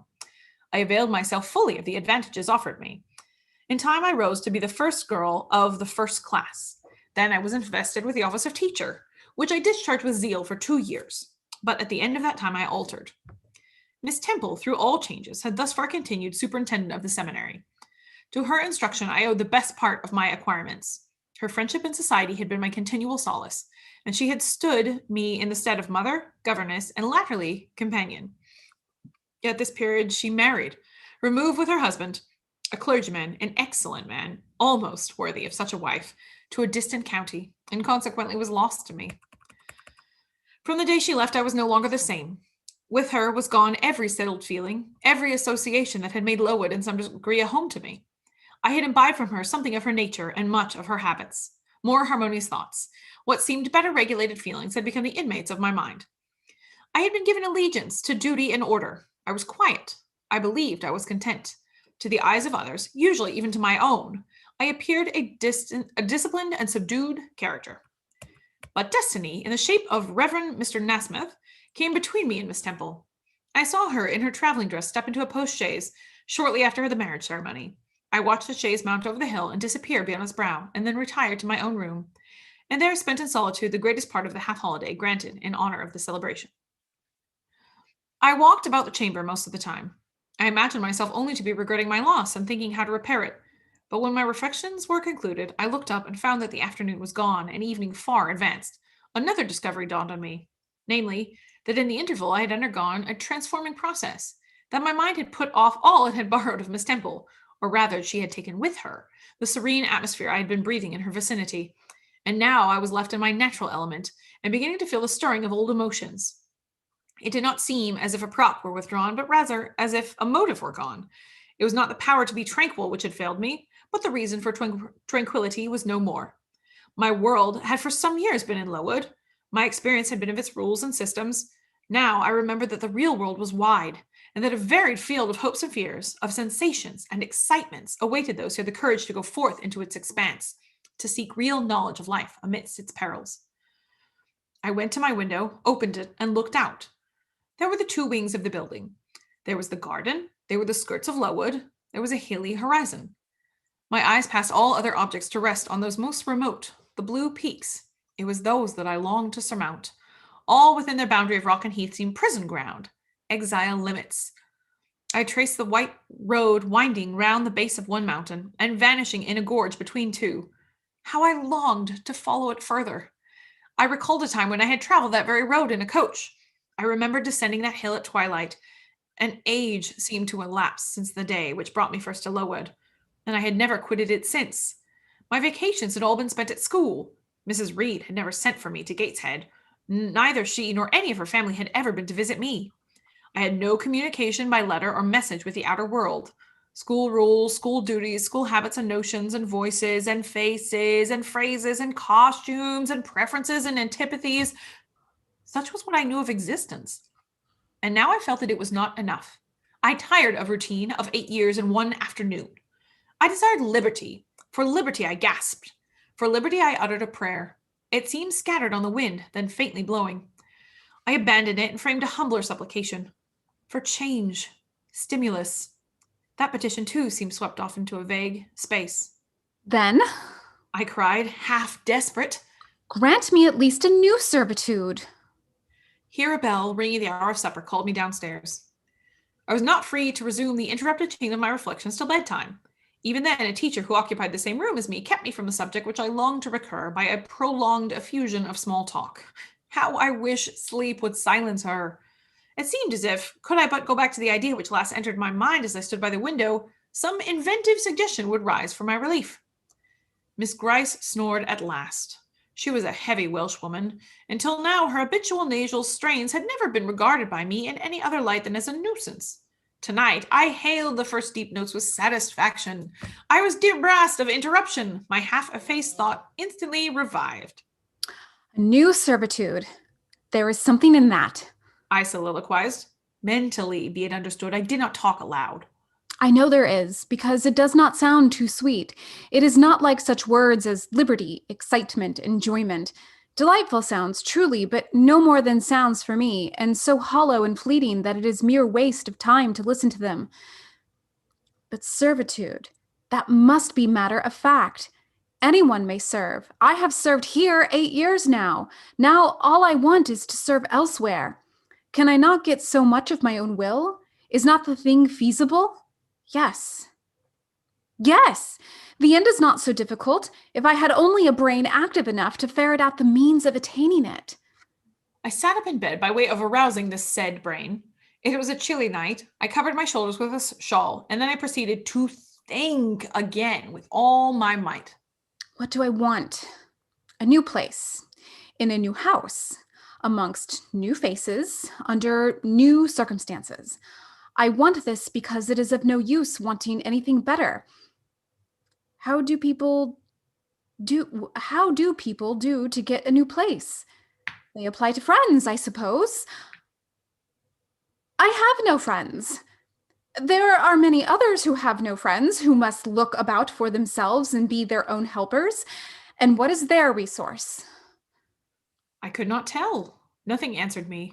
I then ordered my brain to find a response, and quickly. It worked and worked faster. I felt the pulses throb in my head and temples, but for nearly an hour it worked in chaos, and no result came of its efforts. Feverish with vain labor, I got up and took a turn in the room, undrew the curtain, noted a star or two, shivered with cold, and again crept to bed.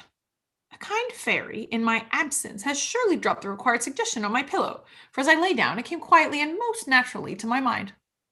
Those who want situations advertise. You must advertise in the Shire Herald. How? I know nothing about advertising. Replies rose smooth and prompt now. You must enclose the advertisement and the money to pay for it under a cover directed to the editor of the Herald. You must put it the first opportunity you have into the post at Loughton. Answers must be addressed to J.E. at the post office there. You can go and inquire in about a week after you send your letter, if there are any come, and act accordingly. This scheme I went over twice, thrice. It was then digested in my mind. I had it in a clear, practical form.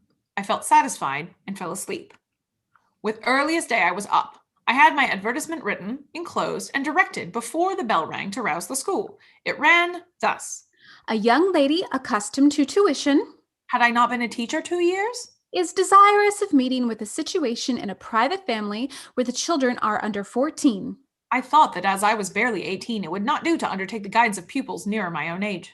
She is qualified to teach the usual branches of good English education, together with French, drawing, and music. In those days, reader, this now narrow catalogue of accomplishments would have been held tolerably comprehensive. Address J.E., Post Office, Loughton, Shire. This document remained locked in my drawer all day. After tea, I asked leave of the new superintendent to go to Loughton in order to perform some small commissions for myself and 1 or 2 of my fellow teachers. Permission was readily granted. I went. It was a walk of 2 miles, and the evening was wet, but the days were still long. I visited a shop or two, slipped the letter into the post office, and came back through heavy rain with streaming garments, but with a relieved heart. The succeeding week seemed long. It came to an end at last. However, like all sublunary things, and once more, towards the close of a pleasant autumn day, I found myself afoot on the road to Loughton. A picturesque track it was, by the way, lying along the side of the beck and through the sweetest curves of the dale. But that day I thought more of the letters that might or might not be awaiting me at the little burg whither I was bound, than of the charms of the lea and water. My ostensible errand on this occasion was to be measured for a pair of shoes, so I discharged that business first, and when it was done, I stepped across the clean and quiet little street from the shoemaker's to the post office. It was kept by an old dame who wore horn spectacles on her nose and black mittens on her hand. Are there any letters for J.E.?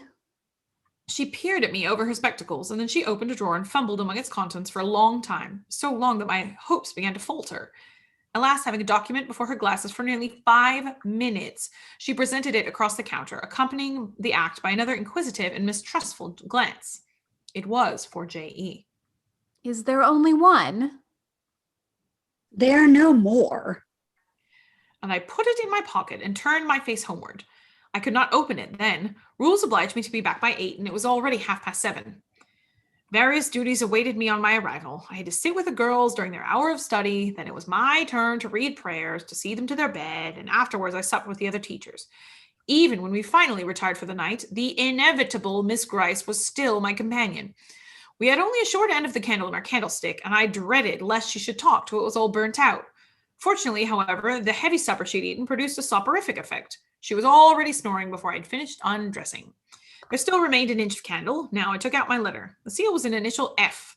I broke it. The contents were brief. If J.E., who advertised in the Shire Herald as of last Thursday, possesses the acquirements mentioned, and if she is in a position to give satisfactory references as to character and competency, a situation can be offered her where there is but one pupil, a little girl under 10 years of age, and where the salary is £30 per annum. J.E. is requested to send references, name, address, and all particulars to the direction. Mrs. Fairfax, Thornfield, near Millcote, Shire. I examined the document long. The writing was old-fashioned and rather uncertain, like that of an elderly lady. The circumstance was satisfactory. A private fear had haunted me that in thus acting for myself and by my own guidance, I ran the risk of getting into some scrape, and, above all things, I wished the result of my endeavors to be respectable, proper, en règle. I now felt that an elderly lady was no bad ingredient in the business I had on hand. Mrs. Fairfax. I saw her in a black gown and a widow's cap. Frigid, perhaps, but not uncivil. A model of elderly English respectability. Thornfield. That, doubtless, was the name of her house. A neat, orderly spot. I was sure, though I failed in my efforts to conceive a correct plan of the premises. Millcote Shire. I brushed up my recollections of the map of England. Yes, I saw it, both the shire and the town. Shire was 70 miles nearer London than the remote county where I now resided. That was a recommendation to me. I longed to go where there was life and movement. Millcote was a large manufacturing town on the banks of the A. A busy place enough, doubtless. So much the better. It would be complete change, at least. Not that my fancy was much captivated by the idea of long chimneys and clouds of smoke. But, I argued, Thornfield will probably be a good way from the town. Here the socket of the candle dropped, and the wick went out. Next day, the new steps were to be taken. My plans could no longer be confined to my own breast. I must impart them in order to achieve their success. Having sought and obtained an audience of the superintendent during the noontide recreation, I told her I had a prospect of getting a new situation where the salary would be double what I now received. For at Lowood, I only got £15 per annum, and requested she would break the matter for me to Mr. Brocklehurst or some of the committee and ascertain whether they could permit me to mention them as references. She obligingly consented to act as mediatrix in the matter. The next day, she laid the affair before Mr. Brocklehurst, who said that Mrs. Reed must be written to, as she was my natural guardian. A note was accordingly addressed to that lady, who returned for answer that I might do as I pleased. She had long relinquished all interference in my affairs. yes. This note went the round of committee, and at last, after what appeared to be most tedious delay, formal leave was given me to better my condition if I could. An assurance added that, as I had always conducted myself well, both as teacher and pupil, at Lowood, a testimonial of character and capacity, signed by the inspectors of that institution, should forthwith be furnished me. This testimony I accordingly received in about a month, forwarded a copy of it to Mrs. Fairfax, got that lady's reply, stating that she was satisfied, and fixing a day fortnight as a period for my assuming the post as governess in her house. I now busied myself in preparations. The fortnight passed rapidly. I had not a very large wardrobe, but it was adequate to my wants, and the last day sufficed to pack my trunk, the same I had brought with me 8 years ago from Gateshead. The box was corded, the card nailed on. In half an hour, the carrier was to call for it to take it to Loughton, whither I myself was to repair at an early hour the next morning to meet the coach. I had brushed my black stuff traveling dress, prepared my bonnet, gloves, and muff, sought in all my drawers to see that no article was left behind, and now having nothing more to do, I sat down and tried to rest. I could not, though I had been on foot all day. I could not now repose an instant. I was much too excited. A phase of my life was closing tonight, a new one opening tomorrow. Impossible to slumber in the interval. I must watch feverishly while the change was being accomplished. Miss. said a servant who met me in the lobby where I was wandering like a troubled spirit. The person below wishes to see you. The carrier, no doubt. I thought, and ran downstairs without inquiry. I was passing the back parlor, a teacher's sitting room, the door of which was half open to go to the kitchen, when someone ran out. It's her, I'm sure. I could have told her anywhere, cried the individual who stopped my progress and took my hand. I looked. I saw a woman attired like a well-dressed servant, matronly, yet still young, very good-looking, with black hair and eyes, and a lively complexion. Well, who is it? She asked, in a voice and a smile I half recognized. You've not quite forgotten me, I think, Miss Eyre. In another second, I was embracing and kissing her rapturously. Bessie! Bessie! Bessie! That was all I said, whereat she half laughed, half cried, and we both went into the parlor. By the fire stood a little fellow of 3 years old in plaid, frock, and trousers. That is my little boy. Then you are married, Bessie. Yes, nearly 5 years to Robert Levin, the coachman. And I've a little girl besides Bobby there that I've christened Jane. And you don't live at Gateshead? I live at the lodge. The old porter is left. Well, and how do they all get on? Tell me everything about them. Bessie, but you sit first, and Bobby, come and sit on my knee, will you? But Bobby preferred sidling over to his mother. You're not grown so very tall, Miss Jane, nor so very stout. Continued Miss Levin. I dare say they've not kept you too well at school. Miss Reed is the head and shoulders taller than you are, and Miss Georgiana would make two of you in breadth. Georgiana is handsome, I suppose, Bessie. Very. She went up to London last winter with her mama, and there everybody admired her, and a young lord fell in love with her. But his relations were against the match, and what do you think? He and Miss Georgiana made it up to run away, but they were found out and stopped. It was Miss Reed that found them out. I believe she was envious. And now she and her sister lead a cat and dog life together. They're always quarreling. Well, and what of John Reed? Oh, he is not doing so well as his mama would wish. He went to college and he got plucked, I think they call it. And then his uncles wanted him to be a barrister and study the law, but he is such a dissipated young man, they'll never make much of him, I think. What does he look like? He's very tall. Some people call him a fine-looking young man, but he has such thick lips. And Mrs. Reed? Mrs. looks stout and well enough in the face, but I think she's not quite easy in her mind. Mr. John's conduct does not please her. He spends a deal of money. Did she send you here, Bessie? No, indeed, but I've long wanted to see you. And when I heard that there had been a letter from you and that you were going to another part of the country, I thought I'd just set off and get a look at you before you were quite out of my reach. I'm afraid you are disappointed in me, Bessie. I said this laughing. I perceived that Bessie's glance, though it expressed regard, did in no shape denote admiration. No, Miss Jane, not exactly. You're genteel enough. You look like a lady, and it is as much as ever I expected of you. You were no beauty as a child.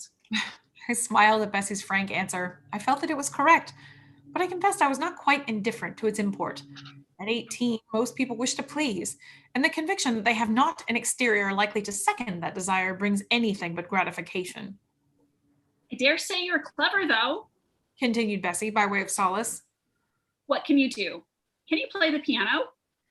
A little.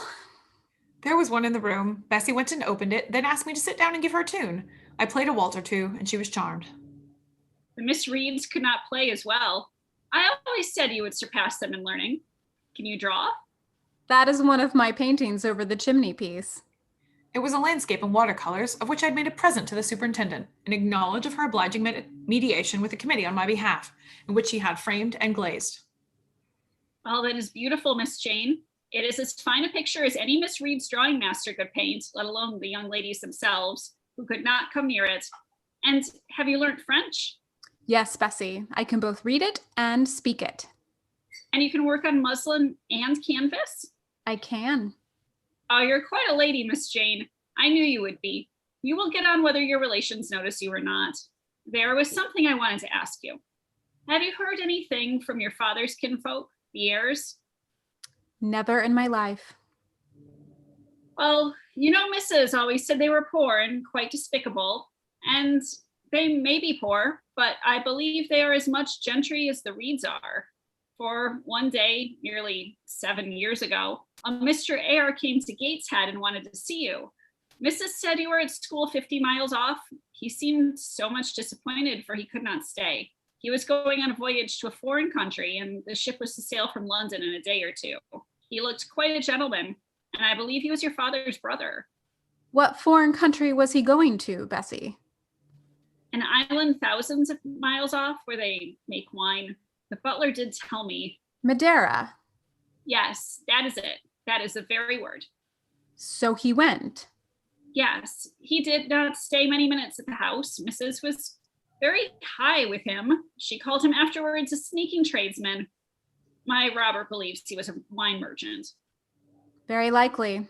Or perhaps clerk or agent to a wine merchant.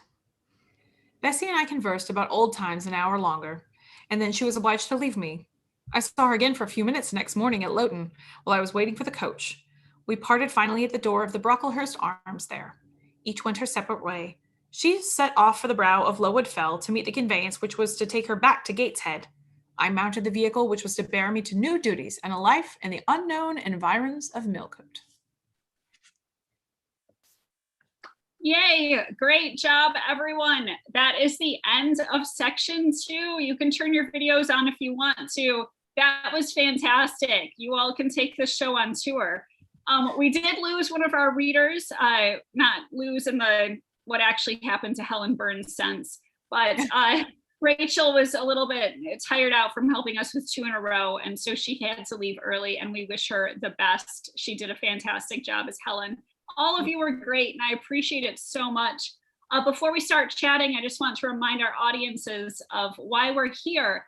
We are here to raise awareness and hopefully money also to save the Honresfield Library. It is a collection of 19th century manuscripts and books that was set to go to auction at Sotheby's in July. It was saved from public auction, but there still needs to be 15 million pounds raised to bring it to the museums and libraries where these items will go on public display. So if you would like to contribute financially, we have a GoFundMe link that is available in the welcome video on our YouTube channel. Below that video in the description, it will be added to this video later. The GoFundMe will be funneled directly, I don't know if funneled is the right word, given directly to the Friends of the National Libraries. If you are a British resident, then it may be better for you for tax reasons to contribute directly to the Friends of the National Libraries. And there will be a link available for you on YouTube as well. It's currently underneath our welcome video too. So those are some ways you can help financially. We also would appreciate your voices telling people about this, spreading the word, sharing links on social media. And the more people we get to watch this, the more people we can reach with our cause of helping to bring these literary treasures to the public view in their appropriate museums and libraries. So thank you, everyone who read. I'd love to talk to you about this. I know I have some stuff to say. I'm still kind of like wiping my face because I had these with me as my helper when I was watching you all. This was a lot. So is there anything that you want to say about this passage or about Jane Eyre in general?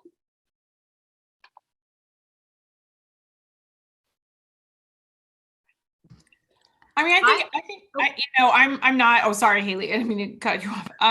I'm not a teacher. So like I've never like really engaged critically with this text other than just like reading it as a young person and loving it. But I just remember how thrilling it was to feel like this was like a real girl who was having like a real life and just, not being didactic in the way of a lot of like the books given to children in the early 90s were, like very special episode books about like someone at school is pregnant, and this just feeling like so much like a real person. And it is like thrilling as an adult to go back and be like, oh no, this is like as good as I remember. And like, these teachers like are talking to kids and these religious figures are talking to kids in the way that we still talk to kids. And like that smarting of injustice feels just as appalling and like painful at 35 as it did like at 11. So it's just was a real treat for me personally.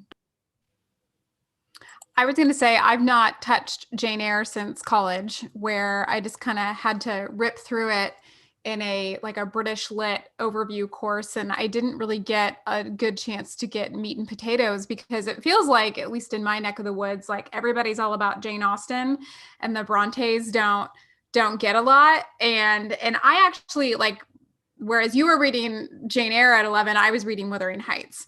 And I just find the whole like Bronte sister, like their themes and the connections between all of them just so fascinating. And I do feel like in doing this, I read 1 through 5 on my own, and then obviously reviewed these, and I'm like, well, I might as well just finish the reread now.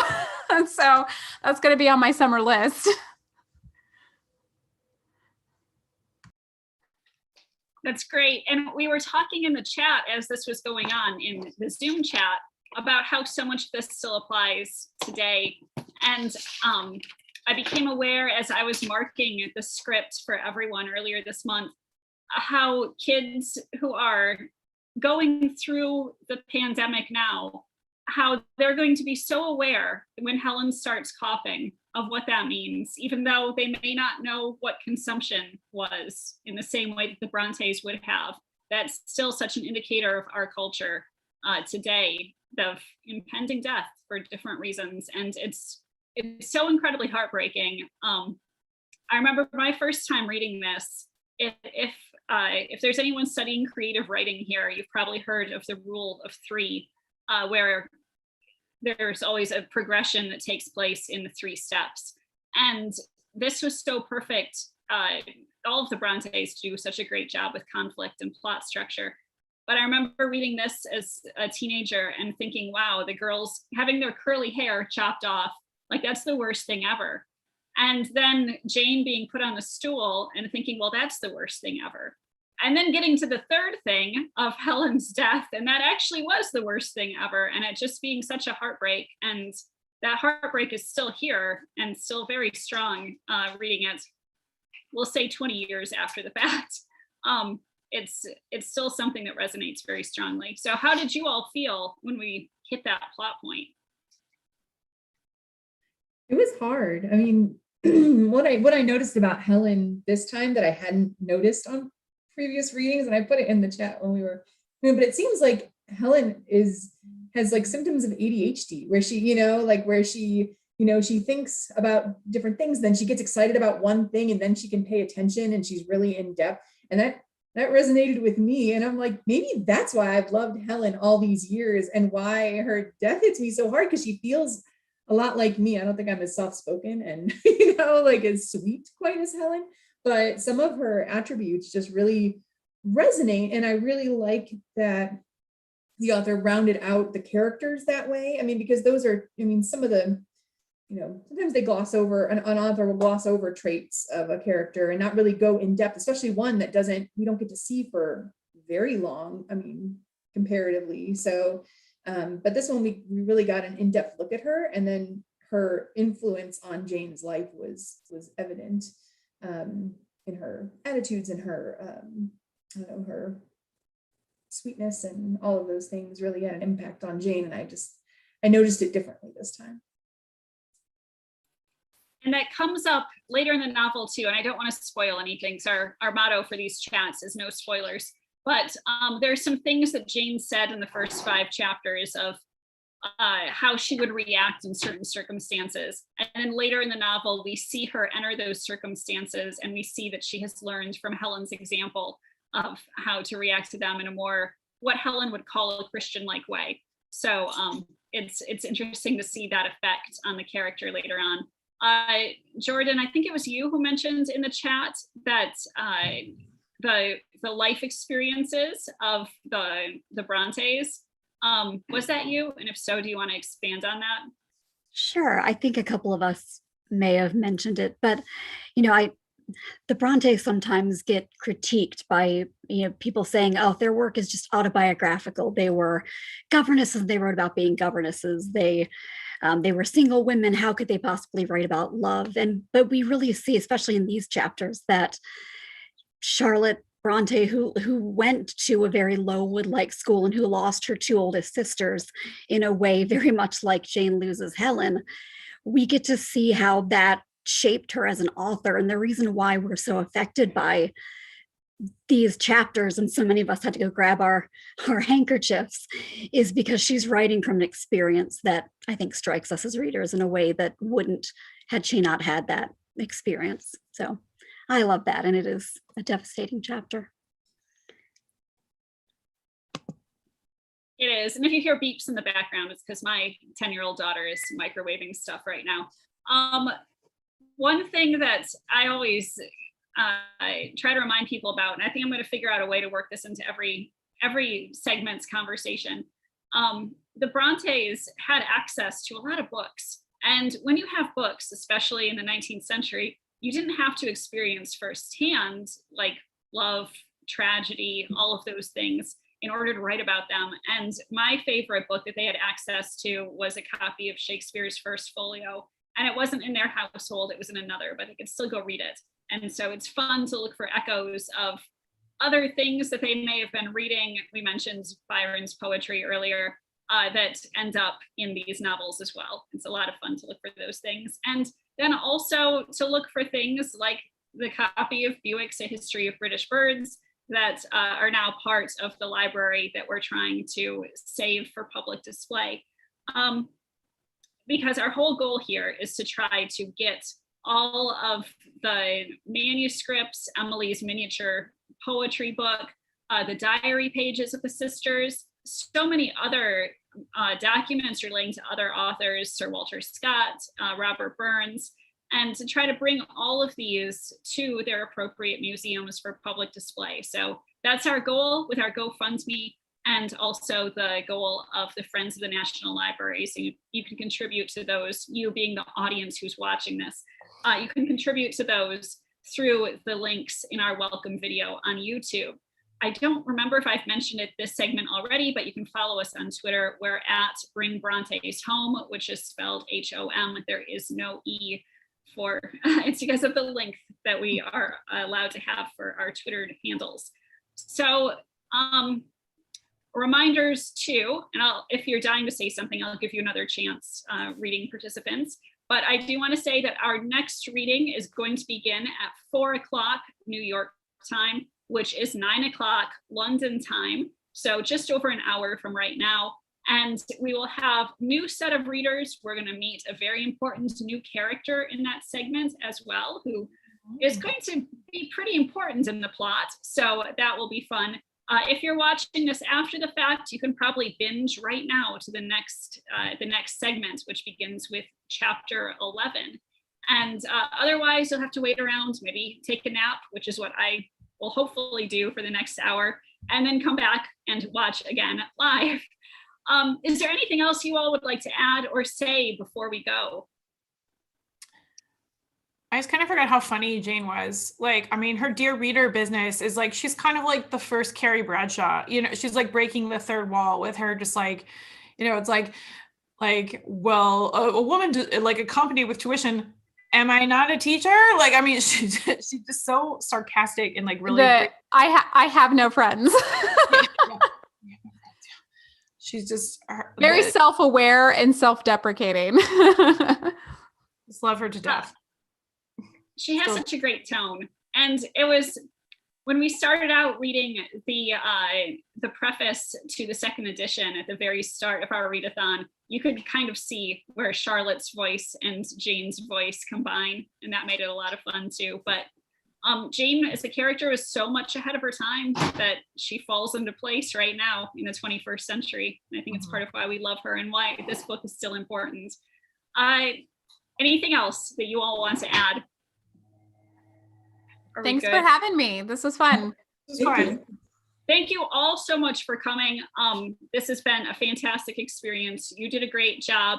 Rachel did a great job and just completely devastated me and everyone who was in earshot of her in my household. That was rough to kind of finish that next chapter. It is at a plot dividing point in the book, which is why I lumped this chapter in with the divisions. But boy, after Helen goes, it's I know. it's I was a lot like, to work. get like a water. just like a little cry. Yeah. Take 5. It was so sad. If those of you tuning in later, there are other instances where you're gonna need some Kleenexes, not always for sad reasons, but sometimes for happy, but always for big emotions. So that's not the only time you will be bawling your eyes out with our readathon. Thank you so much, everyone. I appreciate you readers and the time you've put into this and sharing your voices and your faces with us. Those in the audience, I appreciate you watching as well. Again, please spread the word. If you can, please donate, because all of these treasures need to be saved. We need 15 million pounds. We're not doing it alone, but every pound or dollar or penny will help. So thank you so much, everyone. I don't know how to actually end the live stream without ending the whole Zoom meeting. So readers, if you want to come back and say hi, it's the same Zoom room throughout the day. You can drop in and I'll chat with you. But I am going to end the meeting now for the sake of YouTube. Thank you so much. I'll see you on social media. Bye, everyone.